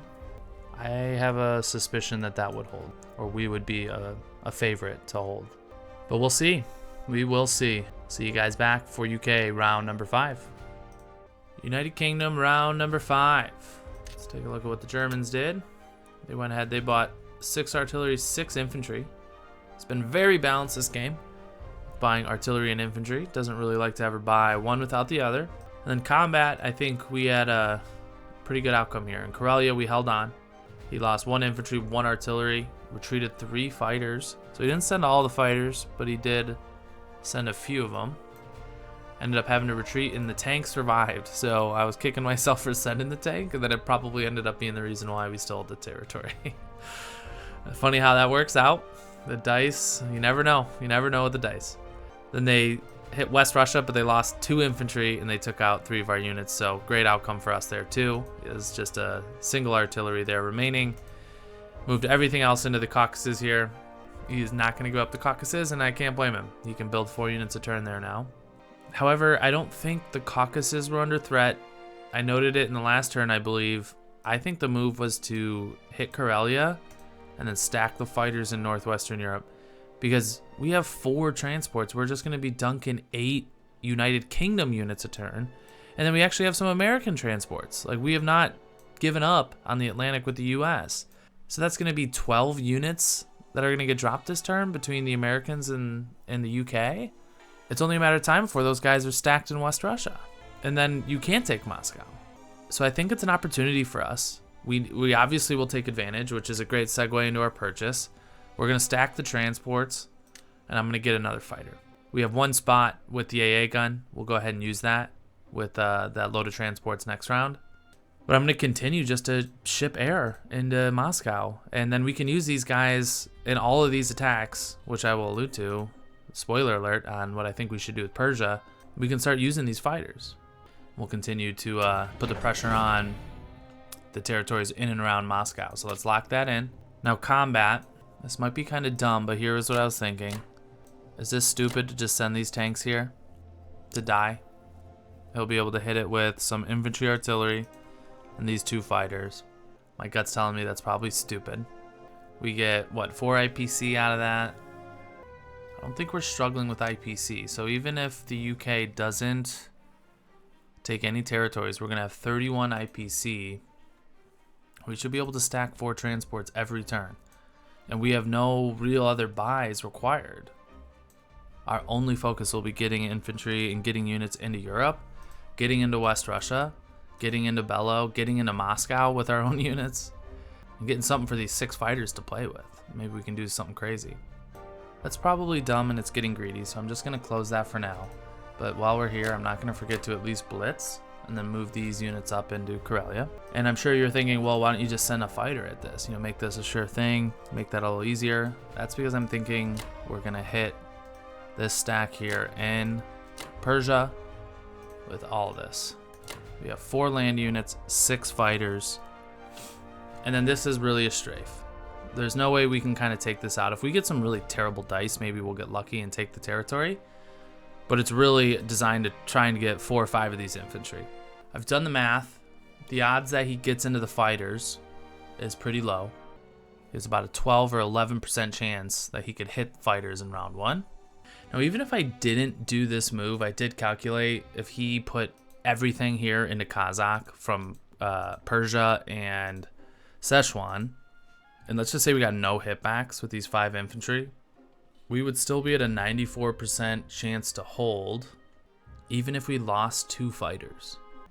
Meaning we had 8 fighters here. So we're flying 1 over, we're sending these 6 down. So even if we lose 1 fighter, we have the same amount. Even if we lose, we would have to lose 3 fighters, send this fighter over, and then we're still at 94%. So I hope you're able to follow this. So I think this is, you know, use them or lose them with these troops here. We're not going to have a chance to really put a dent into a big stack like this, you know, probably ever. At least, you know, within these troops coming up from India, this puts a huge dent in Japan. If we get a really good outcome, it certainly secures Moscow. So we're going to try it, because I really think his only plan or option or strategy right now is he's trying to 1-2 them, which makes sense. That's what you have to do. He's going to try to start with Germany and then clean with Japan. This is a great chance to kind of thin out his odds to do that. So I think we have to do that. We absolutely cannot forget to move this cruiser sub into 47. That could lose us the game if we forget to do that. That is a non-com. I'm just double checking. I am not going crazy. And everything else is non-com. So we're going to blitz Baltic, show some patience with our units in the Scandinavian region, and then we will do a strafe on these units in Persia and hope for some good results. There it is. Let's see how it goes.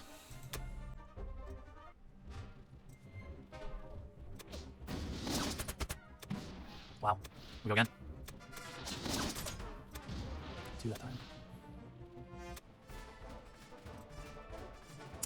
We could lose.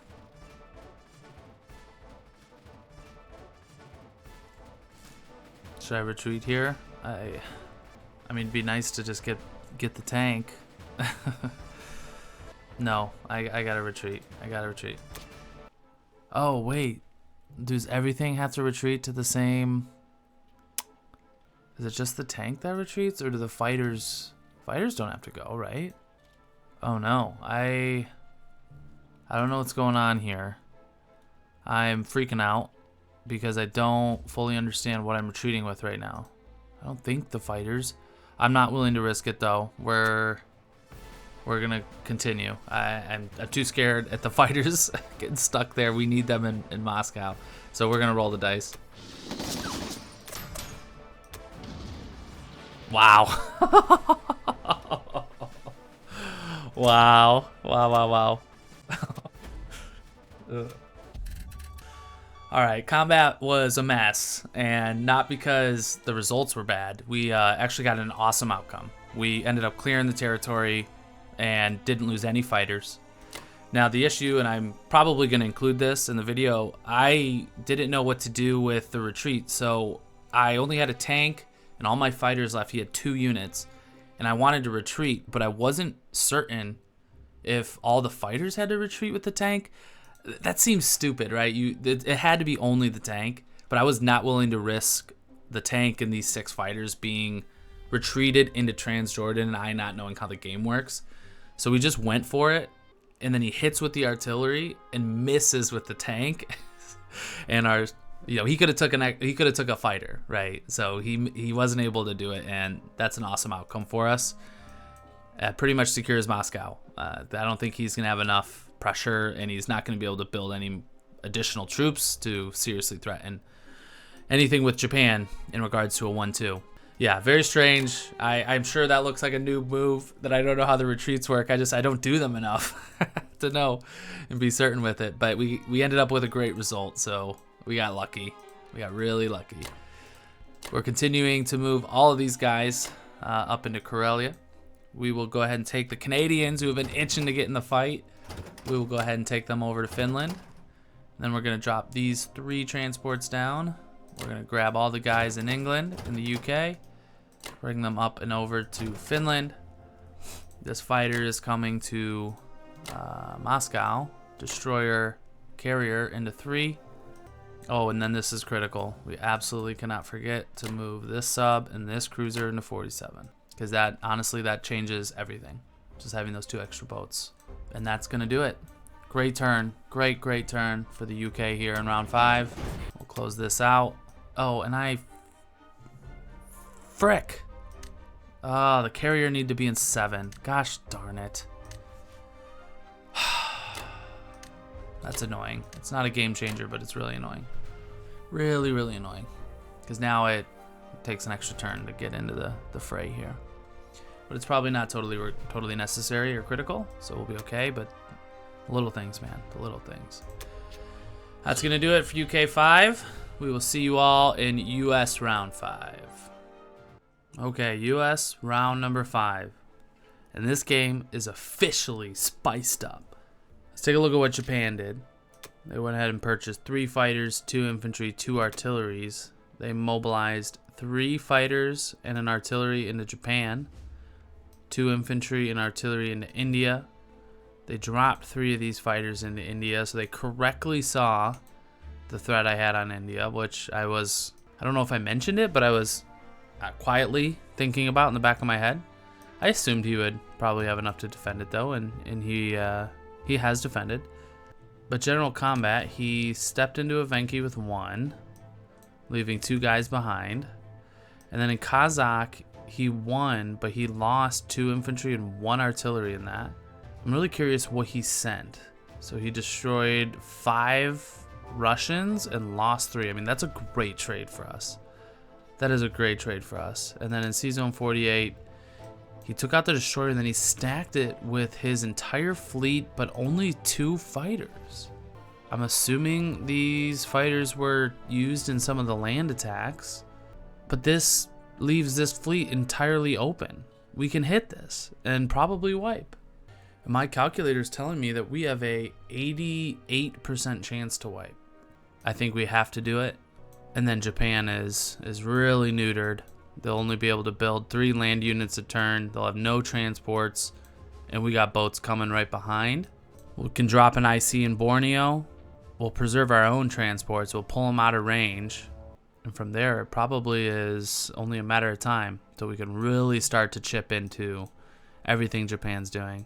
I mean, a couple of these outcomes, the one we had in Persia with the British on the previous turn, this defensive outcome in Kazakh has completely derailed his plan as the Axis. So I'm really curious to see what he does. Because at this point, I mean, he has a lead, obviously. He just bought a shit ton of fighters. I don't know, though. I feel like the game's a lot closer than this. This says, what, 30-point attack advantage? I don't believe that. I think this game is way more close than that would maybe lead you to believe. But let's stop dilly-dallying. Let's hop into the purchase. We are going to buy 3 infantry and 1 artillery. We're going to send 2 infantry, 1 artillery into the eastern U.S. I know I'm not maxing out the purchase on this, but we'll at least be able to swing the AA gun into one of these transports to fill that out. And then we'll have 1 infantry here. And now, because I'm putting all my eggs in the fact that we're going to wipe this fleet, we can take the turn to grab this infantry off midway, which means we only need to mobilize 1 here.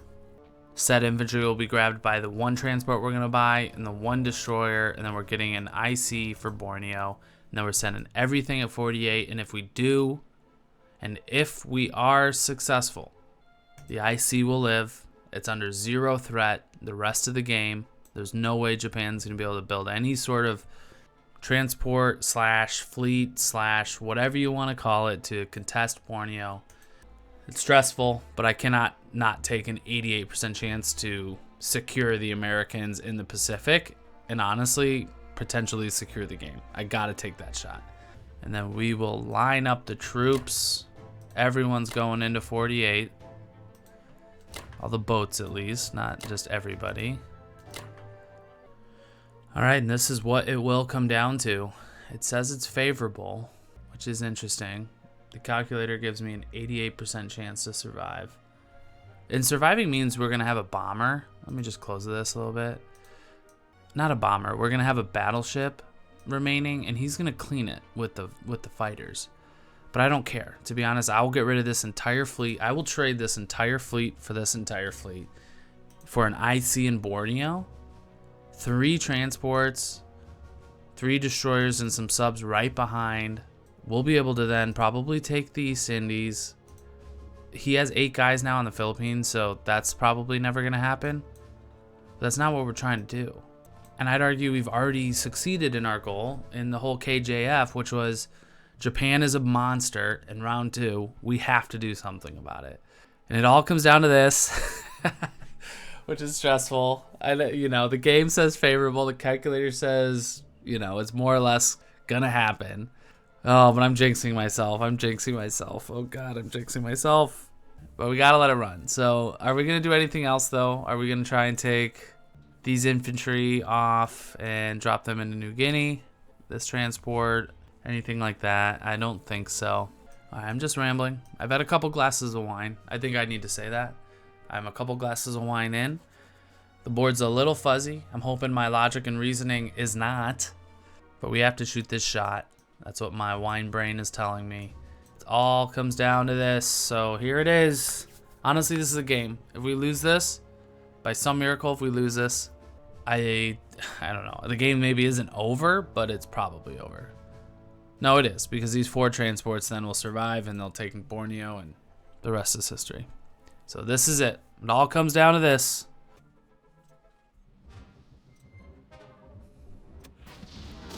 That's great. Oh, wow. Oh, saved himself.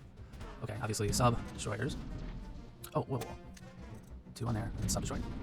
Absolutely. Press on. Wow, the heavies. That's huge. Oh, that's good. That's game.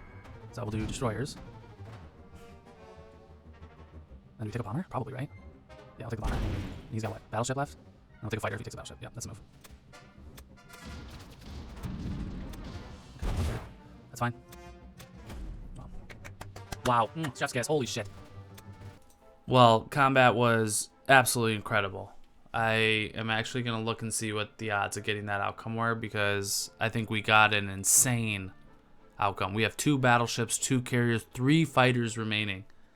So the calculator says there was about a 12% chance that we were going to get this result, and we got it, which is huge, insanely huge.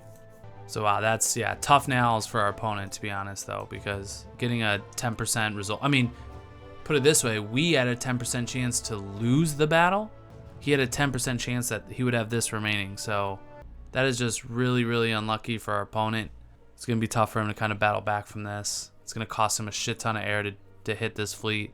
It'll take a long time. I don't think the game's over. It's not like he is going to resign anytime soon, but that is a brutal game-changing outcome for both of us, you know, for the whole sake of the game. And I'm glad it was on our side. I'm really glad it was on our side. It was the Cabernet brain. Cheers to that. I was second guessing it, but the Cabernet brain just said, you know what? Stop doing calculators. Just fucking go for it. Gotta take some risks. Scared money don't make money. That's what I always say. I don't know. I don't think I've ever said that. All right. Clearly, I've been having a couple drinks. Let's try and lock in our non-com. So the transports, I do think, have to come back into 46. That's because he has a bomber here. And I don't want to force myself to cover 47 with just a cruiser. That's not worth it. Oh, no, we don't want to just send the transport. We want to take the guys with us from 44. Off the Solomons. We'll drop them into Australia. These guys are all coming down. We'll bring him down. Drop you in the Solomons. Sub down. 3 destroyers down. Now the question is do we try and save the fighters? Or do we allow them to take the shot with the 7 aircraft? Yeah, we absolutely do. So this is 3, 5. It's 7 units versus 7, but we can absorb 2 hits on the battleship. I'll take that all day. Our lonely AA gun will continue his trek through northern Africa. God, he's so screwed when this AA gun gets in position. He doesn't even know. Now our Shuck will go ahead and get these dudes into Finland. Get these guys down. These 2 come back. The carrier, I mean, do we just send him around? I mean, we're never going to build fighters and send them this way at this point, right? So we'll send the carrier, you know, through the Pacific, and we'll maybe look at building some fighters for it. All fleet defense will be on the British in the Atlantic. Move those 3 infantry up. Go ahead and move this AA gun to the right into Central America. Fill out a transport maybe. And that's going to do it. Just an incredible turn. Potentially game-changing turn with the U.S. here in round 5. IC into Borneo. Destroyer. Transport. I'm going to do 1 infantry. Well, then, you know what? Then we're not going to do an infantry. We'll do an artillery, because we're going to pick up the infantry off Midway. And then 3 infantry to the east coast. And that's going to do it. And we can transition our focus to the Russians, which at this point in the game is pretty simple. It's just everything we can get, which is 6 units at this turn. 5 infantry, 1 artillery, 4 artilleries. Jesus Christ, that Cabernet brain. Alright, so as it stands, before mobilization, Germany would have a 1% chance to take this. So obviously adding 6 units makes that essentially 0. So we have basically 6 units to play with. For example, artillery, artillery, artillery. Now that's 3. And then we probably just put 1 infantry in each of these, right? 1. And we'll actually even use this one. And then we'll put 1 more here. Because fuck off, we're using the bomber if you don't move these guys next turn. If it's the last thing I do, I will be using this Russian bomber on 3 or 4 tile turns. Right? Like, I gotta get the use out of the bomber. The whole reason I got it is so I can extend myself. Haven't needed it yet. Probably a bad buy in the long run. But this all makes sense to me. So then, what? Fighter here. These are equal value. Fighter here, bomber here. And even if we don't win any of these, it doesn't matter, to be honest. This is just icing on the cake for the Russians at this point. Let's see how it goes.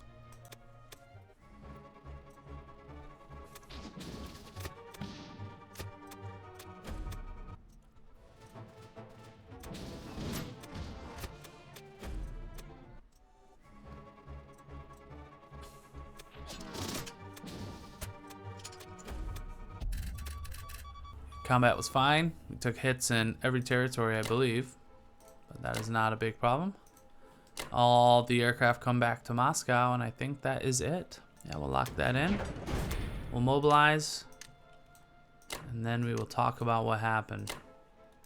Because look, I think this game, I think the winds have shifted. The score says that. We now, for the first time in this game, have a attack power advantage after our turn. And I think positionally, we're in a really good spot.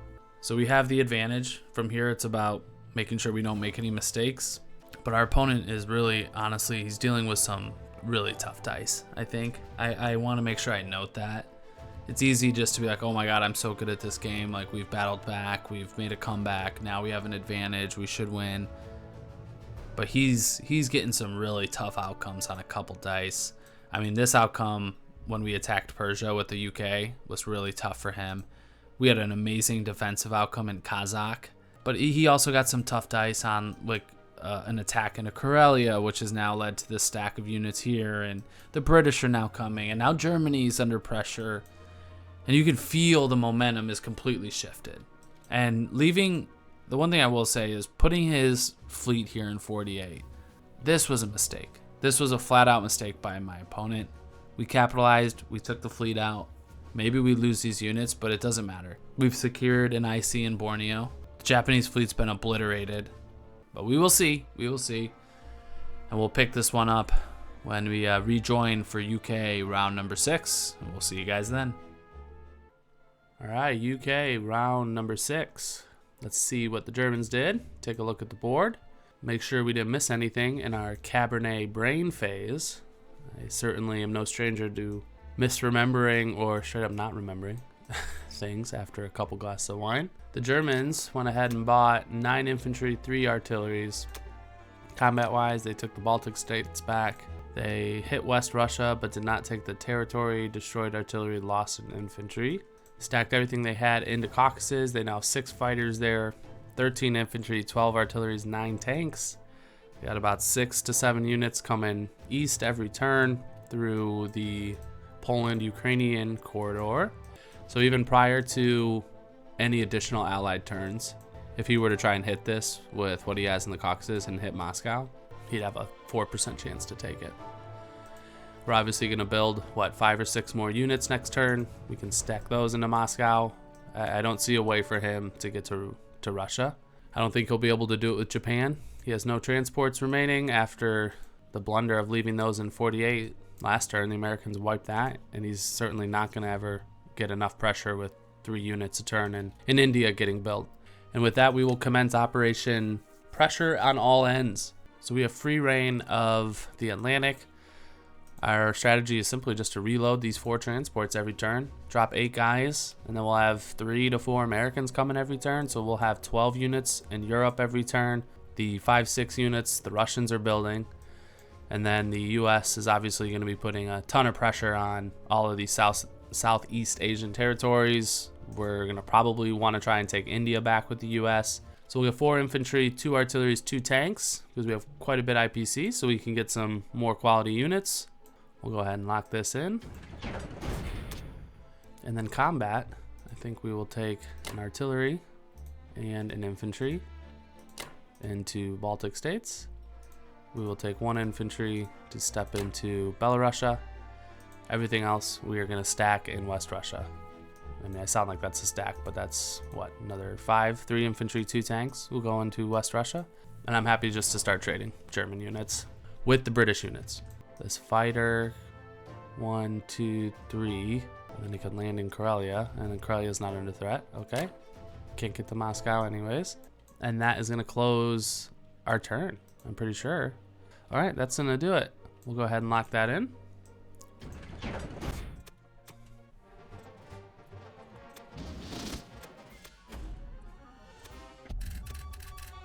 All right, combat was good. Took territories. Don't think we lost anybody.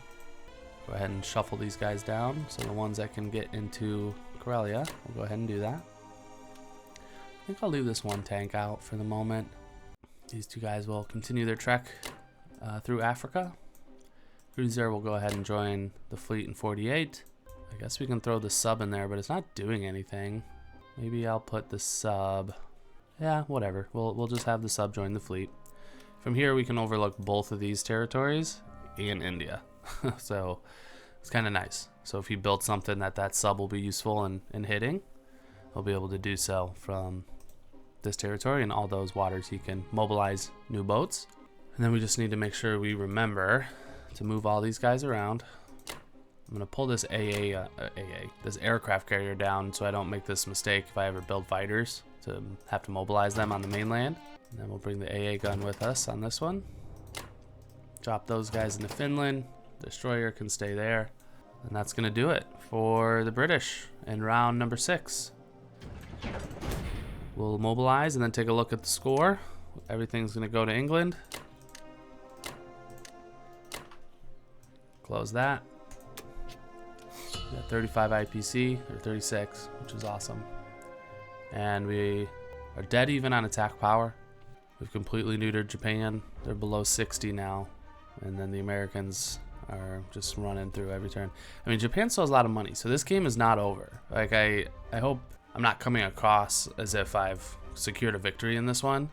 I think we have an advantage, right? With good play, we should win this game at this point. But Japan has options, and he has 40 IPC. I mean, he can build a fleet of, what, 9-10 bombers? Which sounds crazy, but it would be a defense. You know, if any units I would look at landing, you're gonna have to deal with 10 bombers in range that could hit you. Now, I'm not saying that's maybe the right move. I'm just saying it's a move, right? He can do some crazy things like that. It's not gonna be as simple as, oh, we have an IC now in Borneo, now we can land and we're gonna take everything. He has seven aircraft on the board already, and he's got 40 IPC. But we'll see what Japan does. Obviously, what they decide to do, purchases and attacks going forward, is going to dictate a lot of what we do. So we'll see you guys back for US round number 6. United States round number 6. Let's take a look at what Japan did last turn. They bought 3 fighters, a submarine, and 1 infantry. They mobilized, I think, 2 fighters and a sub into Japan, and then the infantry and another one into India. Combat-wise, they stepped into Transjordan with 1 unit. They went after Evenki again, lost 1 infantry, 1 artillery. So I think he had guys in Yakut. He just sent that and just went for it. Those guys were lost, so a good outcome for us. And yeah, mobilized everything as I described. So Japan is in a tough spot. What's nice is he's not building any land units, which is good for Russia. We should hopefully be able to eventually, get up here and take back some of this IPC. And he's buying all aircraft and subs, it seems, to potentially take a swing at our US fleet, which makes total sense to me. He moved 6 of these fighters to the Philippines, so we will not be taking the Philippines anytime soon. Gives them a little bit more reach as well, which is good for those fighters and his defense of some of these islands. So what are we going to do with the US to continue on Operation Wear Down the Axis? And here's my thought. We have the IC in Borneo, and I'm just going to drop a fleet there.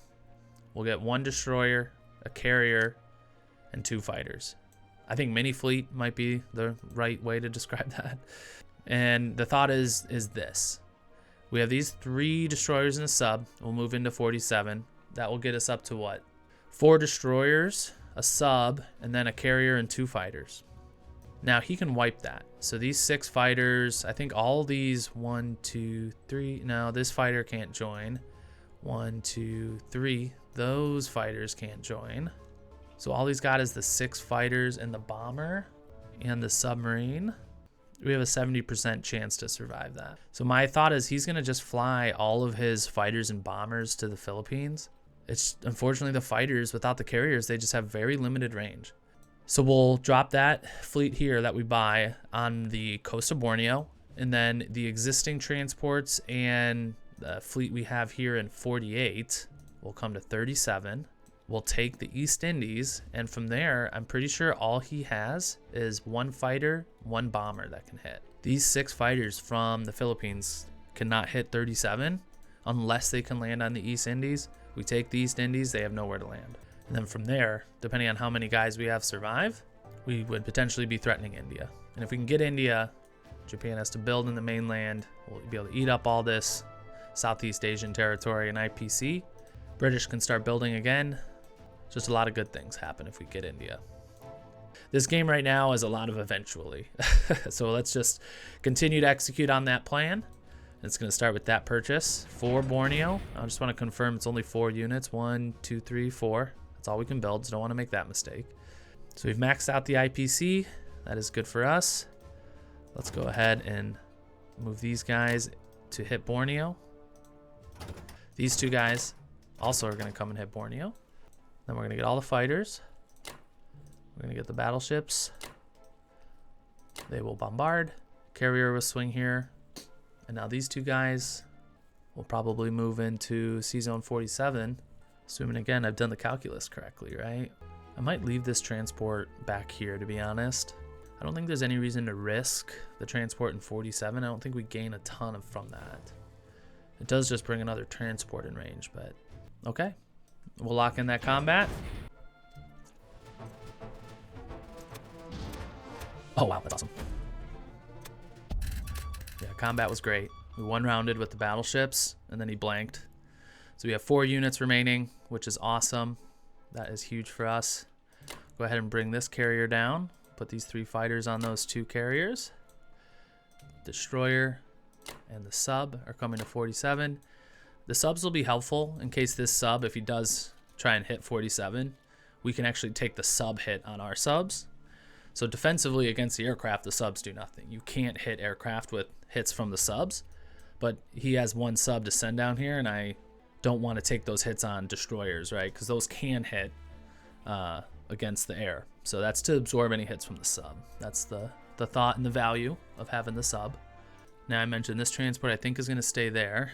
This guy is going to go here and pick up this infantry, and then he's going to come down, drop these guys on Hawaii. And then this destroyer will come down to 44. Triple check, I am not in range. 1, 2, 3, nowhere to land. 1, 2, 3, 4, nowhere to land. So we're good there. Now this aircraft gun will have to stay in India, or Egypt. His trek through the North African wilderness comes to a close in Egypt. Maybe we can get him into the Middle East, we'll see. These 3 units are gonna load, come to Finland, drop them off. These guys are gonna move up. 3 infantry, 1 artillery. These 2 transports are gonna come back. These 3 infantry will move up. And that will close our American non-combat. Go ahead and deploy everything into the water off of Borneo. And we can close the US turn there. So the Russians are no longer fighting for their life, and we need to start thinking about how we can maintain ourselves from both the Germans while also striking out and trying to hit Asia, Central Asia to be specific, and get some of this IPC off of Japan. So right now Japan has enough IPC to probably continue to buy themselves a couple turns. We need to really start eating into that. Good start with taking these money islands here, but we can do more. So with only 19 IPC, I'm not sure if we can do much. One thought is to try and just max out the artillery, and at least we can put a little punch with what we can kick out of here with. Yeah, I think this is good. I think this accomplishes what we want to do. All right, we'll lock in that purchase. Now combat-wise, as is, Germany has, I think, about like a 7 or 8% chance to take the territory. Obviously, we're going to add these 5 units here, but we do want to do some attacking. The question is what do we have capacity to handle? Now, the obvious one here is just to try and take back Kazakh. So if we send 2 in there, we could, honestly, I think I'll just do this with the bomber.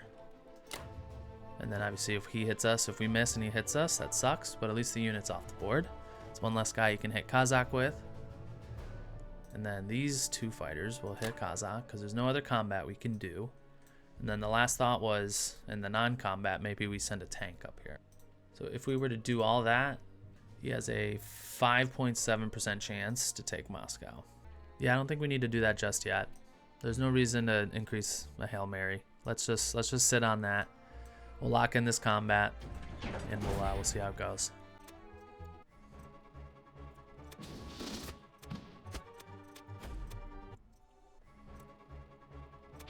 The bomber. Oh, huge. The bomber. And finally, the bomber makes its presence known. Gets us the hit on the guy in Sinkang in 1 round, and then we get lucky on the blank. So now we have an extra unit there, which is awesome. Everything into Moscow, and then I'm going to keep the tanks here. I don't think blitzing and taking those 2 IPC is going to win us the game just yet. Give us 1 more turn, keep the Russians alive, and just give them really nothing he can do. At least is my strategy and my hope. And we'll close our turn there. All right. So yeah, I think we have the advantage. This is a game that if we play it properly, we should win. And I think the proper play right now is just to remain patient, really get the British units flowing into Northern Europe and really start to have their presence felt. And then eventually he's going to be trading his, 6 units he's sending to the Caucasus every turn, like through this Poland-Ukrainian corridor with the British. This British force is not anything to laugh at, and it's all because of these 7 fighters. So even if we have just like a couple units on the board, we can do some serious damage with that, and we saw it with the hit we did on Persia. So he's got to do something. I don't know exactly what. Oh, we have actually 8 fighters. We have another fighter in Karelia. So that British force is set up to do some damage if he's not careful. But we'll see how it goes, and we'll actually see you back for UK round 7, see if we can do some damage. United Kingdom round number 7. Take a look at what Germany did. They purchased 9 infantry, 3 artilleries. It looks like they mobilized most, if not all of that, into Germany. And they have gone ahead and vacated the Caucasus, which is huge for Russia. We'll likely be able to take that back next turn, begin to trade that. But that's huge for IPC for them. And this stack that was in Caucasus previously moved into West Russia. Took out a stack of 5 British units that we had there previously. And it looks like, if I'm honest, I think he's going to probably head to Karelia and try and stack that. And that makes a lot of sense. I mean, he's basically saying you can't just flow 8 units a turn, or 8 to 11 with the American units, and turn into Scandinavia and then down into Europe and into Baltic and Belo and West Russia, and then trade those as the British. So that makes sense. I don't think that's going to really stop anything that we're trying to do. And if anything, it opens a path to potentially look to try and hit and hold Western Europe. If he's going to go ahead and keep the fighters he has in places like Ukraine or Poland to continue to present a threat on Moscow. And there is a threat on Moscow. I don't want that to be lost. Now, it's not a very good one, as is with the 6 fighters and then everything he has here in West Russia. It's a 27% chance before doing any additional allied turns. We have an extra fighter that we could throw in here. We obviously have a turn of Russians that we can purchase and build units in Russia. So I think we have maybe enough money to build 5 this next turn again. Yeah, 6 if we do things right, I think. So that's likely to go up by a few. And even if we, net positive +3 units in Moscow, assuming we take a couple to hit Caucasus, we take a couple to hit Kazakh. Let's just say we add 3 infantry, we take away a tank, it's down to 15. And then if we add a fighter from the UK, it's beneath 10. I'm really curious if he's ever going to just try that at a point when he thinks the game is out of reach. And that the odds of taking that attack, that 10% chance now, is better than it will be next turn and the turn after that. Because I see a scenario with what's going on in Europe here where that is the case. So we'll see. I'm by no means certain that will be the outcome, but it's trending in that direction. So we'll see how things go. I want to continue on that path. So purchase-wise for the UK, I'm going to buy 4 infantry, 3 artilleries, and I'm going to buy a bomber. Bomber's going to really help with, if I can get like 3-4 bombers sitting in England, that's going to really help our attack power and what we could do. We could start bombing Germany, which is also a thought with the bombers. And it's just a flexible move. So we're going to go with the bomber. That means we only can build 7 units. That's one of the issues with only having the UK to mobilize in, is we're going to be, short on one of the transports. We'll have an empty spot, but it's worth it, in my opinion, to go ahead and start building up a little bomber fleet. And then we'll look at trading a couple territories. So we'll lock in the purchase and then talk through our desired combat moves. It's worth noting he's moved everything out of France. So I think he had 10 units there maybe previously. He's moved them back into Germany. He's pushed all, hard out of Germany. He's going to continue to try and push units east, which is a good idea. I mean, if eventually maybe he can get those odds up to 20%, if he can get another, 10, 15 units in West Russia. So I get what he's trying to do. But he's vacated Western Europe, and that's going to leave us open as the Americans to go ahead and take both of these. The transports would be safe from these 3 fighters in Poland. 1, 2, 3. And then as long as we take both, they can't land. Hit C-Zone 8 and then land. So we'll take probably both of these as the Americans for the 8 IPC. And then that 8 IPC is probably going to go directly into what we're trying to do in the Pacific. But I'm getting too far ahead of myself. We're talking about Americans right now. That's not not the goal of this turn as the British. But back to what we're trying to do here in this combat move phase. I think we'll honestly just try to take these territories here. And then we'll take Baltic, which I think we'd want 3 units there. And then we have 1 and 1. And then I think we'll leave those, move up those 8. And then these 3 units with the Americans. We have an AA gun then. And then basically say, if you want to try and hit, what would that be? 7 infantry. Well, I mean, it's all infantry, right? So there's 3, 9, 10, 11, 12, 13, 16, 17 with the tank and an AA gun against his, wow, that's a big stack, 40. I mean, we'd get absolutely destroyed. But we should get a couple hits on that, right? We should probably take out 7, 8, maybe 10 units if we get lucky. I think that's probably a trade we would want to make. So that means this fighter, though, we do need to remove that, and then we can keep all these guys here on the defensive. So this fighter is going to assist in the attack on Baltic, and then these 7 can hit on Bello. And I think that's going to do it then for combat moves. We're just going to hit a couple territories here in Northern Europe. See if we can take these and get a little extra IPC.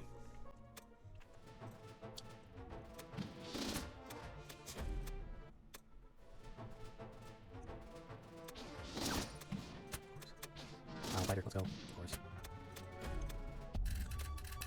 Combat was okay. We took 2 hits in Baltic, which wasn't great. And I think we didn't take any in Bello, if I remember correctly. So we'll send all the fighters to Russia. Move everything from Finland into Karelia. Bring the AA gun up. That's good there. Transports coming down. We will send 2 infantry, 2 tanks onto those. Put 4 infantry on and join them. Bring them up into Finland. Leave the boats as is. I don't think there's any reason to move them. We don't want to forget to move the cruiser into 47. And then I think we'll go ahead and move the sub because I'm thinking why not?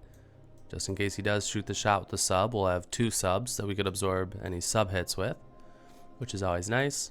And then that's going to do it for the UK. So we'll close out the non-combat. And actually, you know what? This tank doesn't need to die. So there's 2 options. We can bring him into Russia. We'll go ahead and send him on this crazy excursion out east. And then we can keep the Russian tanks with the Russians so that if the Russians push, we can use the tanks, or we have that extra flexibility. Well, I had a heart attack that we didn't have British fighters, but I realized, they're coming back. That's why. I was like, oh my God, where did I move the fighters? Oh man, my heart skipped a beat. But that's the idea. We'll let the British tank go and gobble some territory out east, and we will close our turn there with the British. And then we will mobilize everything into England. Bomber, 3 artilleries, 4 infantry into the mainland. And then we will see you guys back for United States, round number 7. United States, round number 7. Take a look at what Japan did last turn. They went ahead and purchased 7 infantry, 2 fighters. Looks like they spread that out in the mainland and India, which makes sense. They conducted a battle in Kazakh. They failed to take the territory. destroyed 1 artillery, lost 1 infantry. So they now have a single Japanese infantry here in Sinkang. That's really all they have on the line with Russia. They moved 2 units into Transjordan, so that's going to be annoying if he decides to send 7 fighters or whatever, you know, at the 2 infantry and the AA gun in Egypt. But I'm not worried about it, honestly. Those guys can step into Africa if he wants to use units to mess with Africa, where from the East Indies, we're 2 away from being able to drop units in to either of those territories, and we still have 4 transports on the east. Goes to the US that can, you know, drop in French West Africa or Morocco or wherever we need them. So Africa is not a serious play for him, I don't think. And then if you look at kind of what he did with the map, I think the biggest thing to note is he moved, I think he had like 6 fighters in the Philippines last turn. He moved a lot of that to India. India was under threat. You know, we had 2 transports and 4 units here, and all of our boats and aircraft that could come and bombard and participate in the attack with the carrier. So he's defended that for the time being. He has 4 infantry, 1 artillery, 7 fighters and a bomber there now. He kept 2 fighters in the Philippines, and he has 2 fighters in the mainland. And then, you know, which is a theme the last couple turns, he's, you know, very thin in the continent. I don't think we'll be able to get into the continent this turn with the Americans without sacrificing, you know, potentially a lot of material, which is not what I'm looking to do. We will, however, be planning to try and hit either the Philippines or the continent in 61 next turn. Hey everybody, it's me from the future. Needed to just hop in here. My mic does this weird thing sometimes where it just starts to get really scratchy and you get a lot of terrible feedback. You can kind of hear it leading up into me cutting in here that it was starting to get that way. So I'm just going to speed through this and kind of summarize what I'm trying to say because it's just terribly unpleasant. I don't want to expose anybody to that. But I kind of run through my purchase here. We're going to buy an IC, a transport, a fighter, tank, and an infantry. The IC is going to go into the East Indies. Then we'll drop the fighter, the tank, and infantry, and the transport on Borneo. And then I touch on some general strategy and next steps here.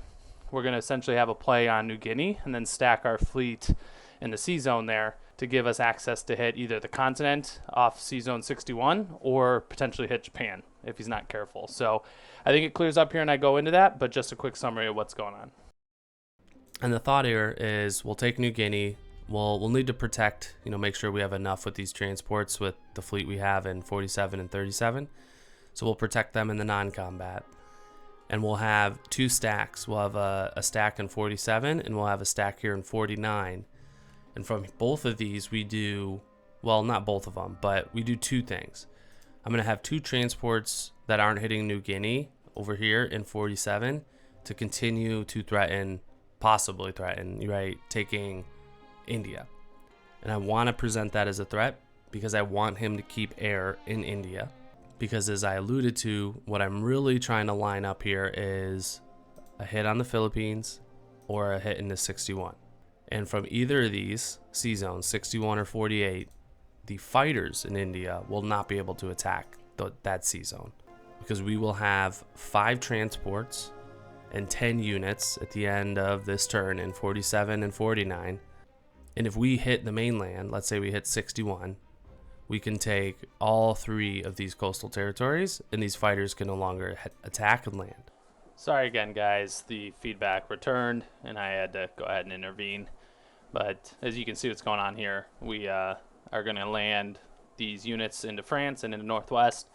It's important to note that the fighters he has in Poland are not in range if we take both territories, which is why we're going to do that. We'll take that 8 IPC and go ahead and bank that to use in the Pacific next turn. And we'll take that 8 IPC and then we'll use it to supplement, you know, everything we're doing in the Pacific. Everything else here is non-combat. So we'll go ahead and roll the dice in New Guinea and we'll go ahead and get our fleet organized.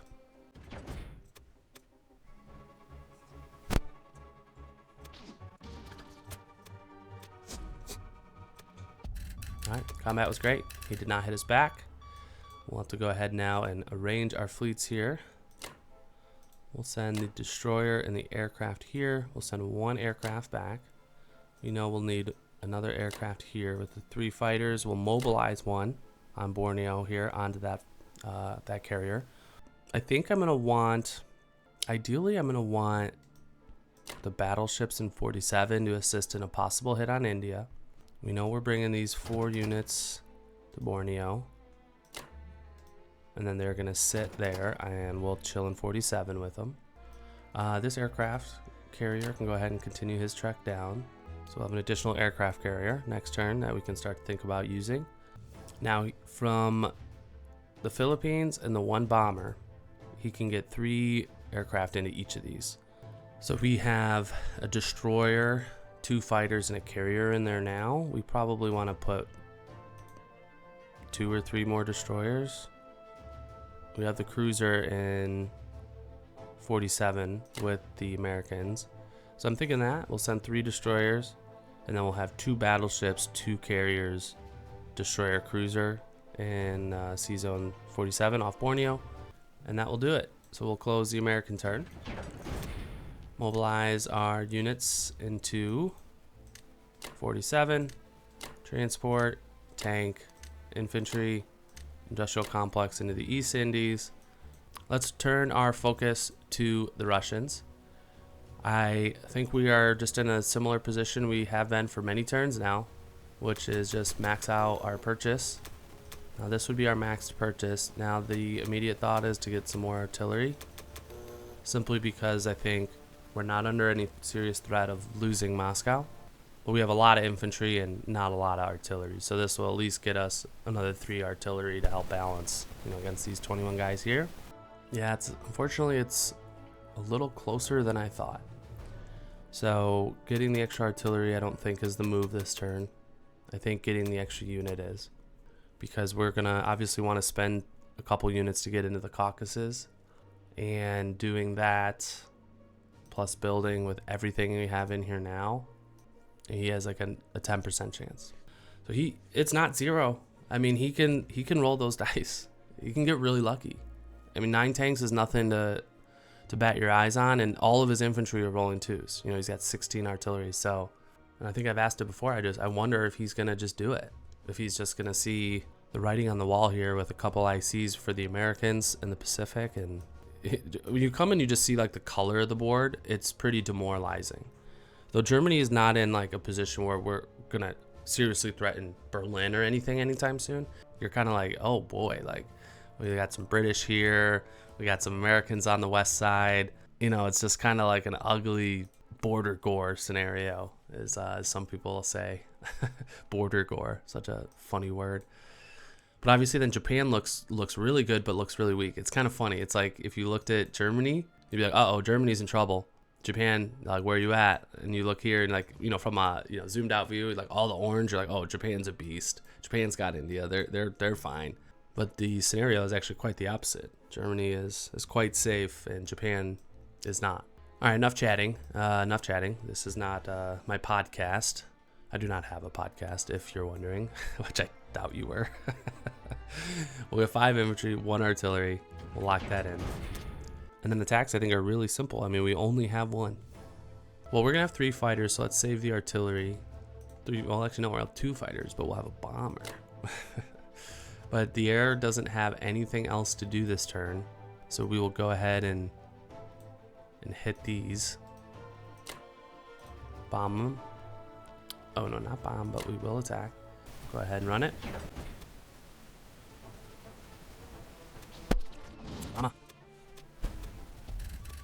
All right, we did not take a hit back, which is great. Missed on everything but the bomber hit. I know some of you thought buying that bomber was a bad idea, but it just won us the Caucasus. I'm just saying. And that's going to do it for the Russians. They're just such an uneventful life right now. Just sitting in foxholes outside of Moscow for the last 5 turns, it seems. We will close our turn there. And then we will plan to see you guys. We're up to 21. Yeah, baby. We will see you guys for UK round 8. United Kingdom round number 8. Germany last turn went ahead and bought 6 infantry, 5 artilleries. He is just refusing to deviate from the infantry artillery buy. See how that goes. Combat wise, went ahead and took back the territories we took with the Americans. Took France, took Northwestern Europe, took Baltic States. He did not take Baltic States. He ended up losing the 1 infantry he tried to attack that with. So we got to keep that, which is great. And then he put 2 units into Bellow and took the Caucasus back, as I alluded to. He stacked that pretty heavy once again, which I think is a fine move for him. A reason to not be building 4 units a turn on Russia's border. That seems to make sense. For the UK, I don't think our strategy changes at all this turn. We are going to continue to fill these 4 transports and buy a bomber. So that's what we're doing. We're not actually going to fill it, which is a bummer. So we can buy 6 infantry, 1 artillery, so we can get that up to 7. And then we'll buy a bomber. We'll put all that into England. Combat, I think, is also pretty straightforward. I'm going to go ahead and just take Poland because it's free. We'll take that IPC. We'll move 1 infantry into Baltic, just to be annoying there as well. Then we'll go ahead and we'll send 2 artillery into Bellow, 1 infantry, and then we'll send 2 infantry into West Russia. And then I think I can wait to non-com these guys, but is there any reason to wait? Probably not, right? And it's probably better to put those 4 infantry all in West Russia, is my thought. Or do we put them in Bellow and then force him to use the Ukrainians to hit us? Ah, interesting. How about we just do 1 and then 3 into Bellow? Oh, well, actually we need 1, 2 artillery, 3 infantry into Bellow, and then this 1 infantry will go to Baltic and the non-com. As a result, I think we can bomb Germany, so why not? Start to use the bombers. These guys will all be non-commed next turn, I believe. Well, we can use the tanks, but yeah, we'll just hold on the tanks. I don't think we need to use them. We will send all of our air at these, so we'll just split them. 4 fighters into each. They can all land back in Russia. And then this tank will just splits through to the Far East. He can hit it with these 2 fighters. However, if he does that, they have to land in Buryatia. And that means that those fighters are not on Japan. They're not participating in any defense of the Philippines or any of these sea zones. I mean, it kind of is. It's defending these maybe 3 sea zones. But I think he has, and I didn't mention this last turn with the Americans, but I have a threat on Japan, which I didn't even realize. I'm so good at this game, I didn't even realize I'm threatening up a big bomb to drop on Japan, because we can 1-2 and then drop 10 American units, 4 fighters, 6 fighters. So we could have 16 units banging into Japan next turn. He's going to need those fighters. So taking those 2 to go hit a single tank out in the Far East is maybe not the move. 1, 2, 3, 4. And these 7 fighters, I don't think these 7 fighters can go. So he's going to have to build, 8 infantry, fly all the fighters back, the bomber. I mean, I did not set that up, but it's obviously a threat. And if we take Japan, obviously the game's over. So we'll see what goes there. But yeah, that's kind of a lucky break, however you want to think about it. For the UK, though, I think that will conclude our attacks. So let's go ahead and run the dice.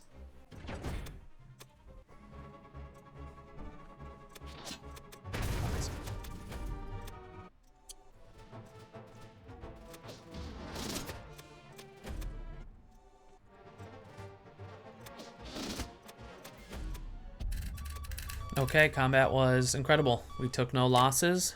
Bomber did 6 IPC damage, so max damage by the bomber, and we took everything we wanted and took no hitbacks. So that was an amazing round for us, which is great. I'm gonna go ahead and just throw the AA gun into our little mini stack we have brewing here in Bellow. Fighters are coming back to Russia. These units in Finland are gonna move up. We'll go ahead and move all these guys up. We'll grab our units off of England. 3 artilleries, 4 infantry. We'll hop on the transports and drop in Finland. Don't have to move any of the boats. The fighters are not any threat to us in the Atlantic. We will leave the Egyptians alone. Believe we will leave the carrier sub alone. Australians are fine. I think we are good for the UK. Close the non-com. We will mobilize everything into England. We now have 2 bombers. The other 6 infantry and artillery will land in the UK as well. And we'll close our UK turn. Take a look at the score. Got a nice, 38 IPC with the UK, which is awesome. And we are trailing in attack power by a pretty decent, 20 points. And he has just it all in Germany. He's got 160 attack power with Germany, which is insane. But Germany's fighting two opponents who add up to what, 140 attack power by themselves. Japan and then the US are facing off, essentially equal. But while he has an attack power lead, I think we have like a positional advantage. I don't think he has a way to knock out any of the allied players. And the United States is really about to start making Japan hurt. It's only a matter of time before we start gobbling up all this territory back in the southeast. All in all, an effective turn for us with the UK. And we will see you guys back for the United States, round number 8. United States, round number 8. Take a look at what Japan did. They went ahead and purchased 5 infantry, 2 fighters. Combat-wise, they stepped into Kazakh, took undefended territory. In Egypt, they unfortunately were finally able to take out our 2 infantry and the AA gun. No units lost in battle, which is a bummer. I am curious, what did he move? Yeah, infantry, artillery, and a bomber. So we missed on everything. We missed on the AA gun, we missed on the infantry. That is a bummer. So state of the board, Japan now has, an opening into Africa. I am not worried about it. We will have these 4 American transports off the coast of the eastern U.S. here shortly. So we'll have 4 next turn, in range of landing in French West Africa, and we'll have 2 more after that, right? 4 units, 2 transports, if I'm confusing my numbers there. So I'm not worried about Africa. We're also going to start taking back British territory here in the Southeast Asia. The British are doing fine, to be totally honest. I mean, they have so much territory they're trading already in Europe, and all these are 2 IPC. This 1 IPC territories down here are not anything you ever want to lose, but it's manageable when we're trading territory with the Germans every turn. India is very loose right now. So we could actually take India. It would give us, I think it was 97% chance to win the territory, and worst case scenario, we'd be taking a few hits on some fighters. However, I don't think I'm going to do that because it's not a guarantee that we'll be able to take the territory very easily with quite a few units left. And then he has the Germans with 9 tanks and some fighters in range of India. Do I think he'd necessarily do that? No, but it's annoying. It does give the Germans then a chance to start building units in India if we trade. So if we take with the Americans, he takes back with the Germans. Are we in a position where we can then hit it again quickly? Well, we'd have 2 transports in range. I guess we could swing these transports, east into or west into 37 too. So we could drop 8 more guys. We'd have our air. Yeah, we'd probably be able to take it. It just seems complicated. And while we're doing that, Japan's continuing to just build as many fighters as they physically possibly can. And if we swing into India too early, that might open up these sea zones. All of a sudden, Japan still has quite a bit of money. They're at, 36 IPC? I don't think in one turn Japan can, drop a fleet, but it opens up some sort of possibility there. I don't want to really have to think through, what can he drop? What can he do? So it's just complicated, and I don't really think calculating all those permutations and possibilities is necessarily worth it when I think we have a fine play that continues to just put the stranglehold on Japan, puts America in a position to really start doing some damage, and that's landing in 36 and taking all these territories. From here, we do 2 things. One is we are pressuring India still. We'll drop the bulk of our forces in Burma. So we'll drop 3 transports in Burma, and then we'll take these other 2 with the other 2 transports. But we're in range to then just come back, grab 2 more guys, 4 more units from the East Indies here, and then hit India next turn. So we could then be hitting with, 10, have these territories taken, begin to start pushing north, and then start just shuttling troops onto the mainland. Now from Sea Zone 36, we are safe from all the fighters, but we obviously need to be able to defend off these 6 fighters in the Philippines, 2 fighters in India, and the bomber. 8 fighters, 1 bomber. That's not enough to take out this combined fleet. He has an additional 5 fighters here in Japan and Manchuria. He did stack Japan, if that wasn't clear. I maybe didn't mention that. He has 10 units now in Japan. So I was curious, and I did just run the calculator on Japan. It says we have a 74% chance of wiping everything with 1 unit surviving, and that means we take every available hit on our fighter. So that's not good, right? I mean, that means we'd have a tank remaining there. We'd have no fighters.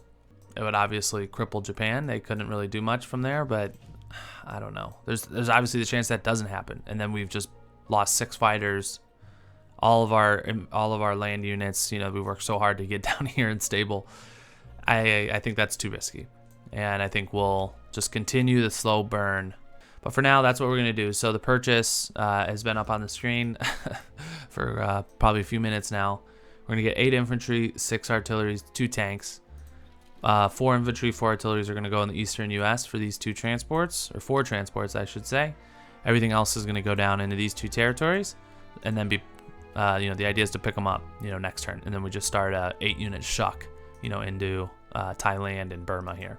So we'll lock in the purchase, and we will go ahead and get the attack set up here. So I know for sure I want to have the tank and an infantry in Burma. I also want the artillery in Burma. And then we can get one more round of 2 infantry into Burma. And then the rest of them, 2 infantry will come here, land in Thailand. These 2 infantry will land in Malaya. And that is to protect us from fighters that would need to land in one of these territories. So they can hit 36 with 3 fuel, and then their 4th fuel to land would be in one of these 3. And now those fighters, which are these 4 and this 1 in Manchuria, so those 5 fighters can no longer hit C-Zone 36. All right, that's gonna be it for combat. Go ahead and close that. Malaya, Thailand, Burma. Looks good. All right. Yeah, and I forgot. I thought these were British territories. I didn't realize that those were American. Misremembered that. That's unfortunate because we aren't able to fully replace the IPC. The British will lose, but I still think we'll be all right. We'll bring the 2 battleships, destroyer, sub. We'll put the sub with the fleet. It can still hit, I think, both of those. Yeah, sea zones there. That's great. All right, carriers coming over, fighters, carriers, fighters, destroyers. This carrier comes to 45, and that's because he could hit that carrier in 49. And then next turn we can swing him into like 37 or something. Drop some fighters on him.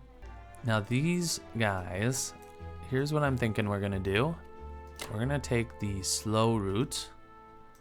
We're gonna bring these guys and try to get them into Russia, because I can't build more Americans, right, in this area, but I can build more Russians. So my thought is these 7 units, we can get them into Moscow, not risk any of our odds on holding Moscow, and I can take 7 units from the Russians and then start pushing them east. And start pushing out with the Russians. That's part of the reason why Japan's has so much of this territory still, is we haven't been able to, extend or push out with the Russians, because we have to consistently build and just hold troops in Moscow against the stack and the Caucasus. These 2 transports are going to come down. These 2 transports are going to come to Canada. All right. And I think that looks good. So that's going to close the U.S. turn here. Let's start with the easy one, which was 4 artillery, 4 infantry into the eastern U.S. And then we're going to need 2 infantry on each of these islands. We'll put, we'll just spread it out. We'll put 1 artillery on each and then 1 tank on each. And that will close the United States turn. Up to 54 IPC. That's pretty nice. Now the Russians. So I don't want to make a mistake and not calculate what we have going on here. So what do we need to defend against? All right, so as is, we have a 96% chance to survive. For him to actually take the territory, it's what, 4%? Yeah, that maths up. So yeah, 96 and then 4 for him. That makes sense. So what I can do then is plan to push, like 6 units out of the territory, assuming I just do something like this. My other thought is to do this: 3 infantry, 3 artillery. I think I am going to do that. I think we're at a point where buying just mass amounts of infantry isn't going to do too much good for us, because we do need to try and start to push out with the Russians. And I think this will be a good first start. So we'll get some extra artillery to assist with that. And then I unfortunately think we just have like one attack, which is just such a bummer. But doing the math I just did, so we have 6 units that can come out of here. So what we could send 5 infantry into Kazakh just to be a little annoying. And if he wants to hit that with these Germans, that's fine. I think we need to start trying to trade down the stack. And then eventually, hopefully, we have a chance to hit it, right? You know what? I'm actually going to send 1 more.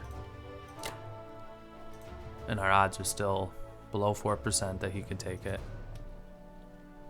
And then I'll send all of the air. I don't think I need to do anything silly with the bomber, like try to bomb this 1 infantry. I don't see the value in that. Risking the bomber for that probably doesn't make sense. And I think that's going to do it for the Russians. So we'll just have the 1 attack into Kazakh, and we'll let the dice run.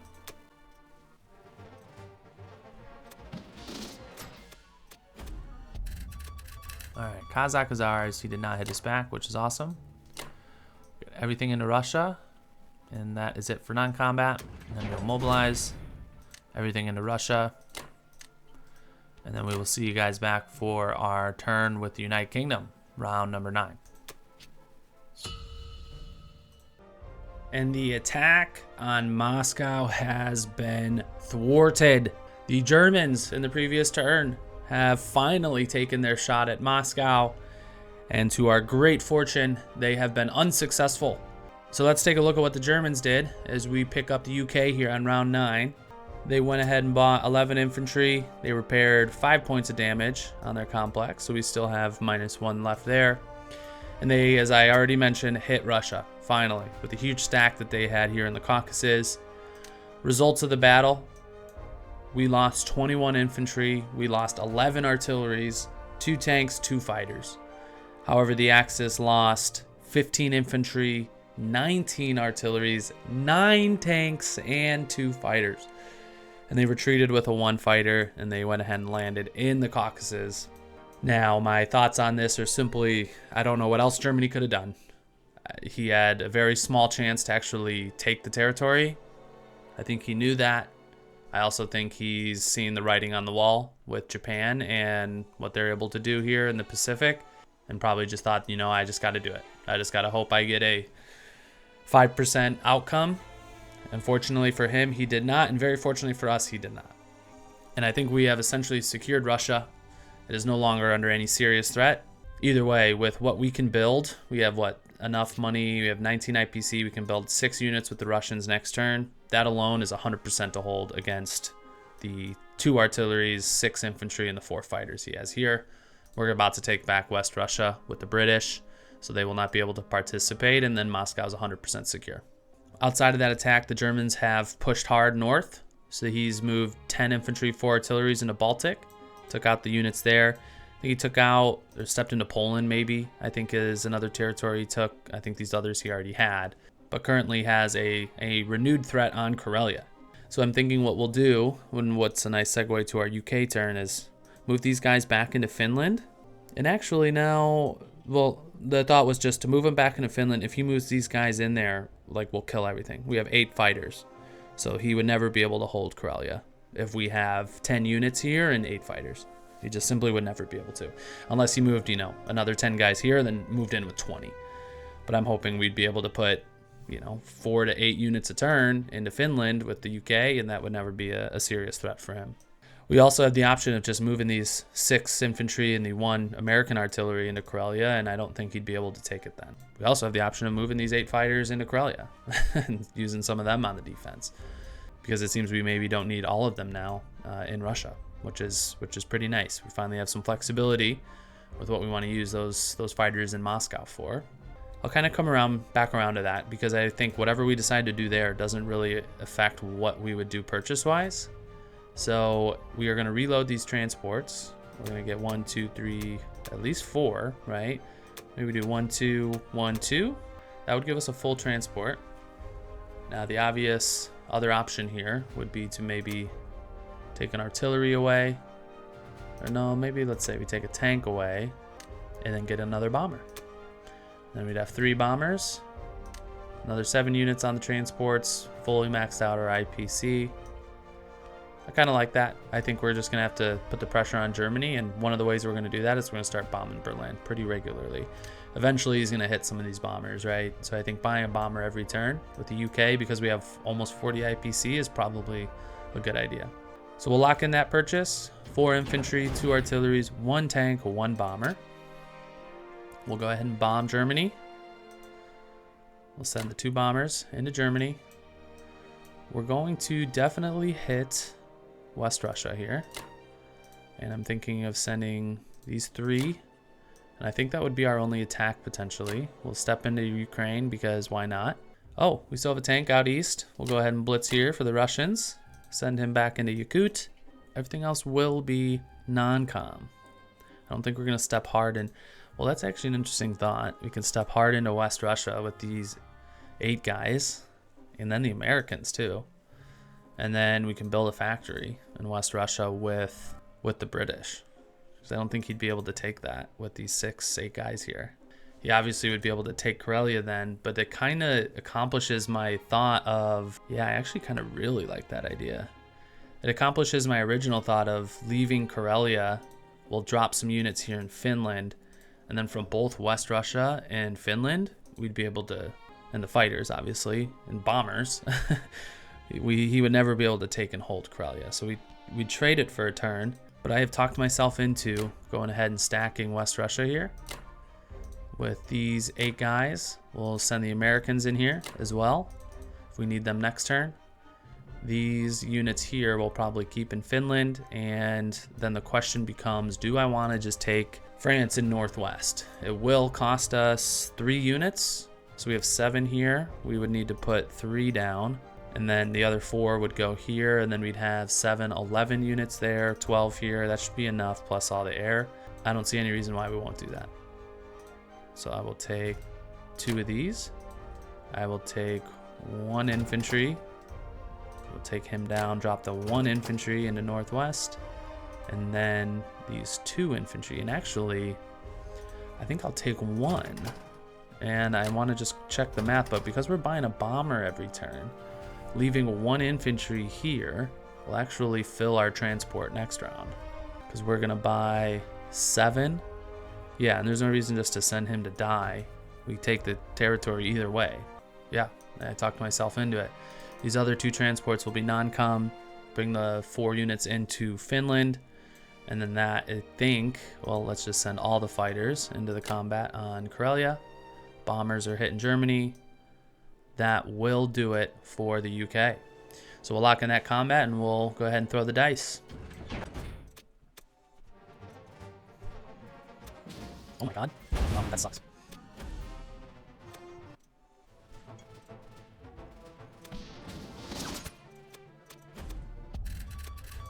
Alright, combat was mixed. He hit both bombers on the raid in Germany, which is very unfortunate. He had a, 1 in 12 chance of doing that? I think that probability makes sense. So that's an unfortunate outcome. However, we took no hits in West Russia, which is great. So we have a full 12 units in West Russia now, and we'll send the fighters back to Russia. We'll send the AA gun into West Russia as well. These guys will stay here. We'll grab the remaining units in England that we can, bring them up north, drop them into Finland. Transports are safe in Sea Zone 8 because all of the German fighters are in the Caucasus. These units, at least the cruiser, will come into 36. No reason not to just bring the sub as well. I don't see anything fun we can do with the sub. All right, so we'll close our UK turn there. We will go ahead and mobilize everything to England. And with all the IPC that we're gonna have, we'll take a quick look here. Close this. Should have like mid 40s? Yeah, 43. And I don't see any path for the Axis at this point. That unfortunately was their one hope in getting a incredibly fortunate outcome in their attack on Russia. It did not happen, and now I'll just be honest, I wouldn't be surprised if our opponent just resigned at this point, because it's just unfortunate for them. I don't think they have enough to come back here. I mean, both the British and the US are almost at 100 attack power, and neither of the Axis powers are. Well, we will see. We will see. So we'll see you guys back for United States, round number 9. United States, round number 9. Let's take a look at what Japan did. They went ahead and they purchased 5 infantry, 2 more fighters. Combat-wise, they stepped into territories in Africa, so we'll have to address and do something about that. They stepped into Buryatia as well, and in Burma, they had a great outcome, which sucks. So they lost 2 infantry, have an artillery remaining, and then took out all 6 of our units in Burma, which just sucks. But he has overwhelming air force, right? So I shouldn't be too shocked with an outcome like that. All he needs is just a handful of troops, and he's going to do a lot of damage with 8 fighters. So that is going to be tough. That is going to be a tough nut to crack. Here's what I'm thinking for our turn here. I don't think there's really anything else to know. He put 5 fighters in Anhui. He has 2 in Japan, and then 8 here. So this game is just going to continue to drag on. I don't see an easy way to just end it, right? So that part's unfortunate. So for a purchase, I think the first thing to note is our fleet is not under a threat at the moment, as long as we take Burma. He has 8 fighters and a bomber that can 1-2 and then land back in India. These 5 fighters and these 2 fighters from Japan, 1, 2, 3, and then have nowhere to land as long as we take Burma. So Burma will be a priority. So we do have this aircraft carrier that can come and join one of these fleets. I think 47 is the safe one. So we will get 2 fighters for that carrier. And then we want to reload these transports here is my guess. 1, 2, let's at least say 3, 4. And then we have another 2 here that we can reload. 1, 2 with a tank. So what to do with this 11 IPC? I mean, the obvious thought I'm having is to get a bomber. And we can drop the bomber in the western US and then just start trying to build up a bomber fleet. That bomber will help in any eventual attacks on India or Philippines or wherever. And then 1, 2, 3, 4, 1, 2, 3, 4, 5. Yeah, and they can come and land in Borneo every turn. So maybe we just start like a bomber train coming from the west. But yeah, let's do it. Let's start rebuilding the bomber fleet. We'll have 8 fighters, a bomber. Maybe we can get that up to 3, 4 bombers, and then try and just put the pressure on Japan and start taking some of this territory. I mean, this is ultimately what we need to do. We're not going to take Japan if he's able to buy 3, 4 fighters a turn.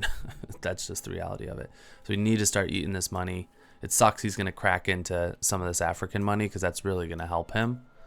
I think this is the move for us. All right, so we'll lock that purchase in. 4 infantry, artillery, tank, 2 fighters, and a bomber. And now attacks. So my thought here is actually I'm going to take 2 units. These 2 infantry, I'm going to head to Yunnan. Then these 2 guys will non-com up. 2 of these transports will come down here. We will grab artillery, tank, 2 infantry. And then I'm thinking of taking specifically the transport with artillery and infantry into Burma, and then these actually then will be non-commed. So actually, yeah, let me stop this. So yeah, the general idea here is like I don't want to risk everything in Burma. So we saw how that played out. That was not the move. So instead, we're gonna take just the 1, drop the 2 units in there, and then we obviously have 6 fighters. That should be enough. And we can bombard. That should be enough. Everything else will be non-com, and then we'll start building a stack in Thailand. Eventually, I'm hoping that we can then stack, like 12, 14 units in there in like 1 or 2 turns from now. That's the idea there. We will go ahead and close our combat there. We have nothing to do out here, and that will be it for the US and their combat. We'll lock that in and let the dice roll.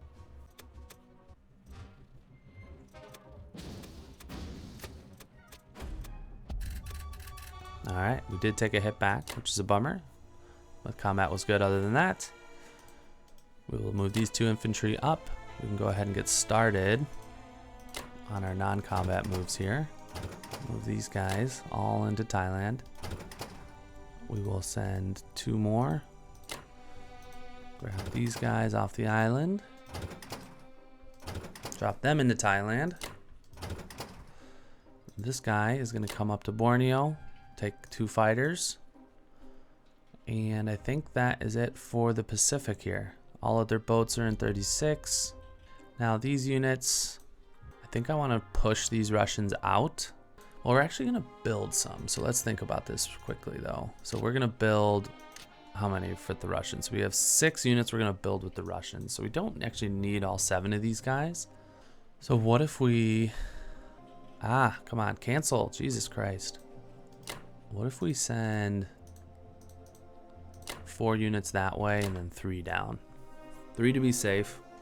And then these 4 units, you know, maybe we can have them join up with the British. I like that. I like that a lot. We're going to take 2 artillery, 2 infantry. And what do we want to do here? Maybe we split these. We put 1 here. And then we'll put the other one in Morocco. Drop them there. These 2 and these 2 will move north. All right. I think that's going to do it for the US of A on this turn number 9. I mean, this destroyer is doing nothing. I'm just going to start. I'll just send him into the Pacific. I should have done that turns ago, to be honest. I've wasted probably 3 or 4 turns. All right, well, that's going to do it. We'll go ahead and close our turn there. Bomber goes into the West USA. 2 fighters land on this carrier. We'll put in artillery and an infantry in Borneo. And then we'll put everything else, 3 infantry and a tank, into the East Indies. And then we will close the American turn. In 52 IPC a turn, which is very nice. And then we will turn and pivot to the Russians, whose only focus now is to just rebuild their entire army, because they have only 6 land units remaining. So we'll lock that 5 infantry and 1 artillery into a purchase. So we have 9 units then in Russia. We cannot take a hit on these, unfortunately. However, I am of the mind we probably just go ahead and step in, at least to start, just to be max annoying into all these territories. You can't take both of these unless he's willing. Yeah, you can't take both because he only has the 1 infantry here. Put 1 into Persia. I think trying to get these guys closer to the Allied troops is probably the better play.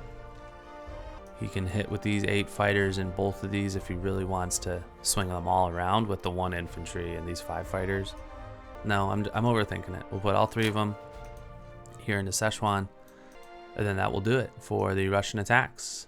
That's the only stack of units we have that can do attacks. I mean, we do have bomber and this stuff. We'll go ahead and close that. Sinking, Szechuan, Persia.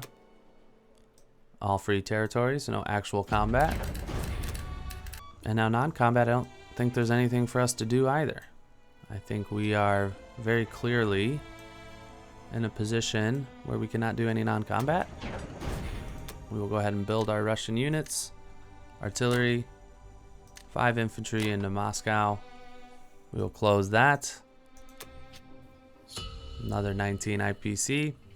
And we will see you guys back for United Kingdom, round number 10.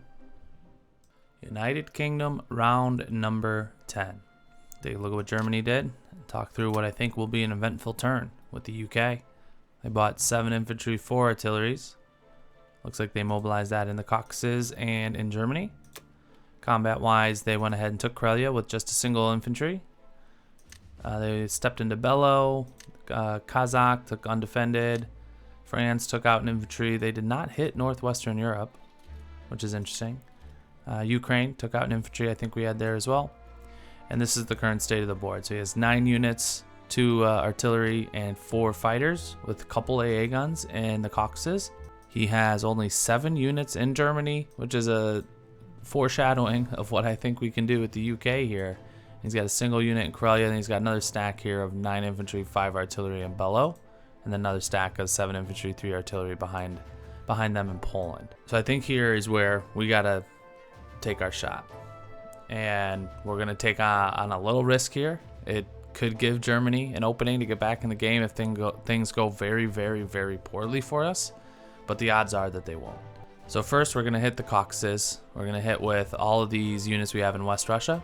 and the 8 fighters that we have in Russia, and we'll see what we can do, what kind of damage we can do here. He does have 2 AA guns, which sucks, but we're willing to risk it.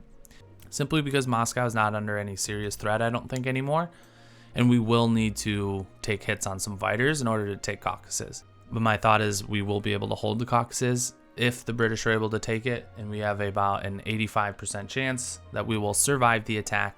So purchase-wise, to basically continue to plan as if nothing's changing. Oh, and I forgot to mention, we're going to hit Germany.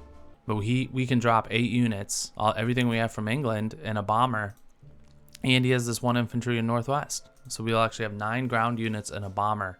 So 10 total units going up against these 7. I think we have about I think it was 92% or 96% chance to conquer. So we will take that chance. I like those odds. And obviously if we take Germany, the game's probably over. But we'll see. We got to roll the dice. So purchase-wise, we'll just continue as if nothing's changing. We'll reload these transports. We'll get 7 units here. We'll get another bomber, and we'll lock in that purchase. And then we'll go ahead and line up these strikes. So we want 2 artillery, 2 infantry, and 2 Gemini. We will bring these 2 transports down. We'll get tank, 3, and 2 Gemini. We will take bomber, attack. We will take this infantry from Northwest. I think that's everyone we can get there. I mean, it sucks as these fighters can't hit from Russia. I obviously did not think he would ever leave 7 units in Germany, so I never thought to position them somewhere else, like in West Russia. You know, we could have stacked them here last turn, obviously. But we probably needed them in the Caucasus for defense and whatever. Either way, we can't use them. In Karelia, I'm going to go ahead and send 3 in here. 2 infantry, 1 artillery. We'll keep these other 8 guys back. We'll think about what to do there. We'll confirm if that's what we want to do. And then, as mentioned, we will go ahead and hit Caucasus here with everything we got. So he's got 9 infantry, he's got 11, 15, and then the 2 AA guns. So as long as we don't get just totally brutalized on the AA guns, and we have not shown that we can dodge ones with our aircraft just yet. So hoping we get lucky, since we got really unlucky in the bomber raids last turn. That should balance out, is my hope. But we will lock this in, and this could be the game. This could be the game. We'll stop the Germans from building units for a turn. It gives the Russians a turn. We get another turn for landings. That would be just a total kick in the nuts for the Axis. So Germany's obviously the one we want. We'll go ahead and hit Caucasus. We'll hit Karelia. We'll cross our fingers and hope for some good dice.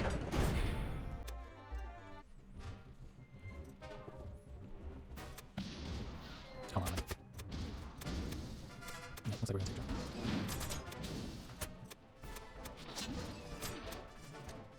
Beautiful. Oof, that's too long. Not exactly what I was hoping for. That's brutal. We'll go once more. Oh my god, he's just killing me with those fighters. Alright, fuck off, we'll go one more. Alright, now he misses. Beautiful.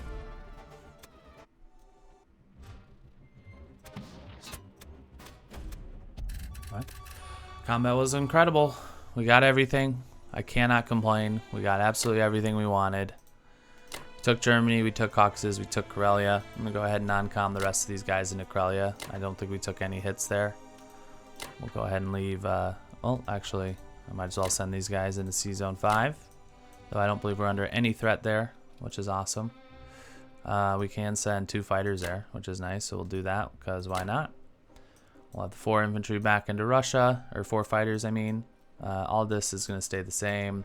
This tank can come back into Venki. And that is it. That is going to close the UK turn. And if our opponent doesn't decide to resign, you know, kudos to him. But this is probably the nail in the coffin on this game. And it's really funny that after all this, after all the pressure we were putting on and all the money we were putting into going after Japan, we end up taking Germany. That's sometimes the way it goes. It's tough to keep, you know, yourself aware of like everything going on, you know, on the map. And I think he didn't realize how many units he pumped into France here. These 10 infantry, and obviously moved then some infantry out of Poland, and just forgot that the UK is always a threat to hit Germany with the boats. so we were able to sneak that one in. But that I think will just about do it for this one. I don't see a path back, and Japan's no threat. All they have is a bunch of fighters. So this game is over. I'm curious what the attack power says. Yeah, attack power says it's over. All that's in fighters anyways. And we got British troops, rolling through the streets of Berlin. So we will see. We'll see what our opponent does in his next turn. If he continues to play this one out, we'll see you guys for US 10. If not, we'll be here to chat through, final thoughts on this game. We'll see you then. And there it is. As we expected, our enemy has gone ahead and forfeited, and I do not blame him. As we discussed previously, we have taken Germany and taken Berlin, and there's really no reason not to resign at this point. So thoughts on this game? First and foremost, I thought it was a really good game. So kudos to our opponent. Kept things very interesting throughout. Did not resign really at a point when I thought it was possible he maybe did. He continued to fight. So I give him a lot of credit for that. So a couple of things about the actual game, if I'm remembering the entire game correctly. I mean, it's always worth noting, you watch this video, it's a couple hours maybe. For me, this took like 2 or 3 weeks. So I'm trying to remember everything that happened in some of the previous rounds. But I believe this is a game where Japan ended up with 3 transports, essentially 3 transports on round 1, I believe. So they bought 2, however, we were unsuccessful in C-Zone 61.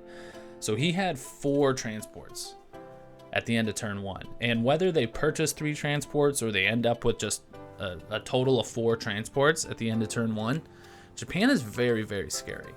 And in this game, I had another game I recently played where I saw the same thing, and I really then pivoted my focus to Japan and went KJF. And I believe in this one we kind of switched like in the middle of the second round. Is that right? I'm trying to remember. Yeah, I'm pretty sure this was because we mobilized, everything into 11, and then kept that pressure on there. But then round 2 with the US, I believe we bought and mobilized, in 56. So we pivoted to a KJF, and I did it because I just thought I was worried about Japan. I was like 4 transports in round 2. India's gonna fall round 3 or 4 maybe. He can obviously build an IC like in Thailand or in one of the East Indies, and so giving him free reign of Asia and then in turn, an option to jump into Africa is not, I think, a successful play. Like, you can do it if you can get to Germany quick enough. You put enough pressure on Germany before Japan can really get rolling. You can knock Germany out of the game and then take care of business from there. But I don't think it's like I think it's like 50-50, right? Like, you're just kind of hoping for some good dice. You're hoping for a good outcome here or there to put the brakes on Japan, pivoting, knowing that they have these additional transports. They're going to put a lot of pressure on India. They're going to have pressure on Africa very soon. Turned out well in this one.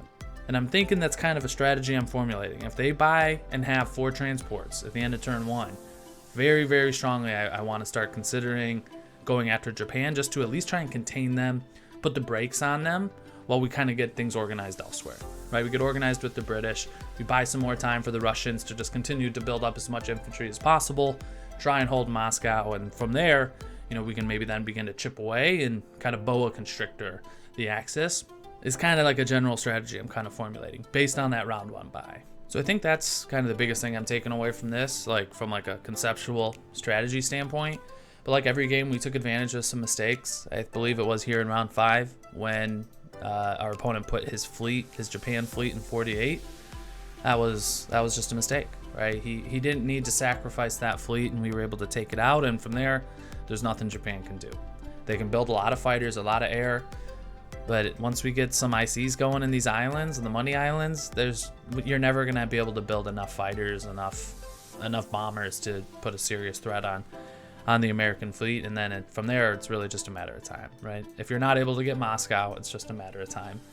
So it was well executed in regards to the containment on Germany, while we went ahead and then pivoted and took care of Japan, which really just kind of turned the table in this one. And from there, it was just a matter of, not blundering, making sure we executed on getting units onto the mainland, getting the ICs built, and it was a slow death from there. From really round 5, right? And so about 5 turns ago was kind of when the game shifted, and from there, it was just a matter of converting our position into a win, which we were able to do in this one. So again, very good game, very exciting. I took a lot from this. If you enjoyed the video, please do like, subscribe, all that fun stuff. I'm going to continue to put out new games as we continue through this new ranked season number 13. And we will close this one here, and we will see you guys all in the next one.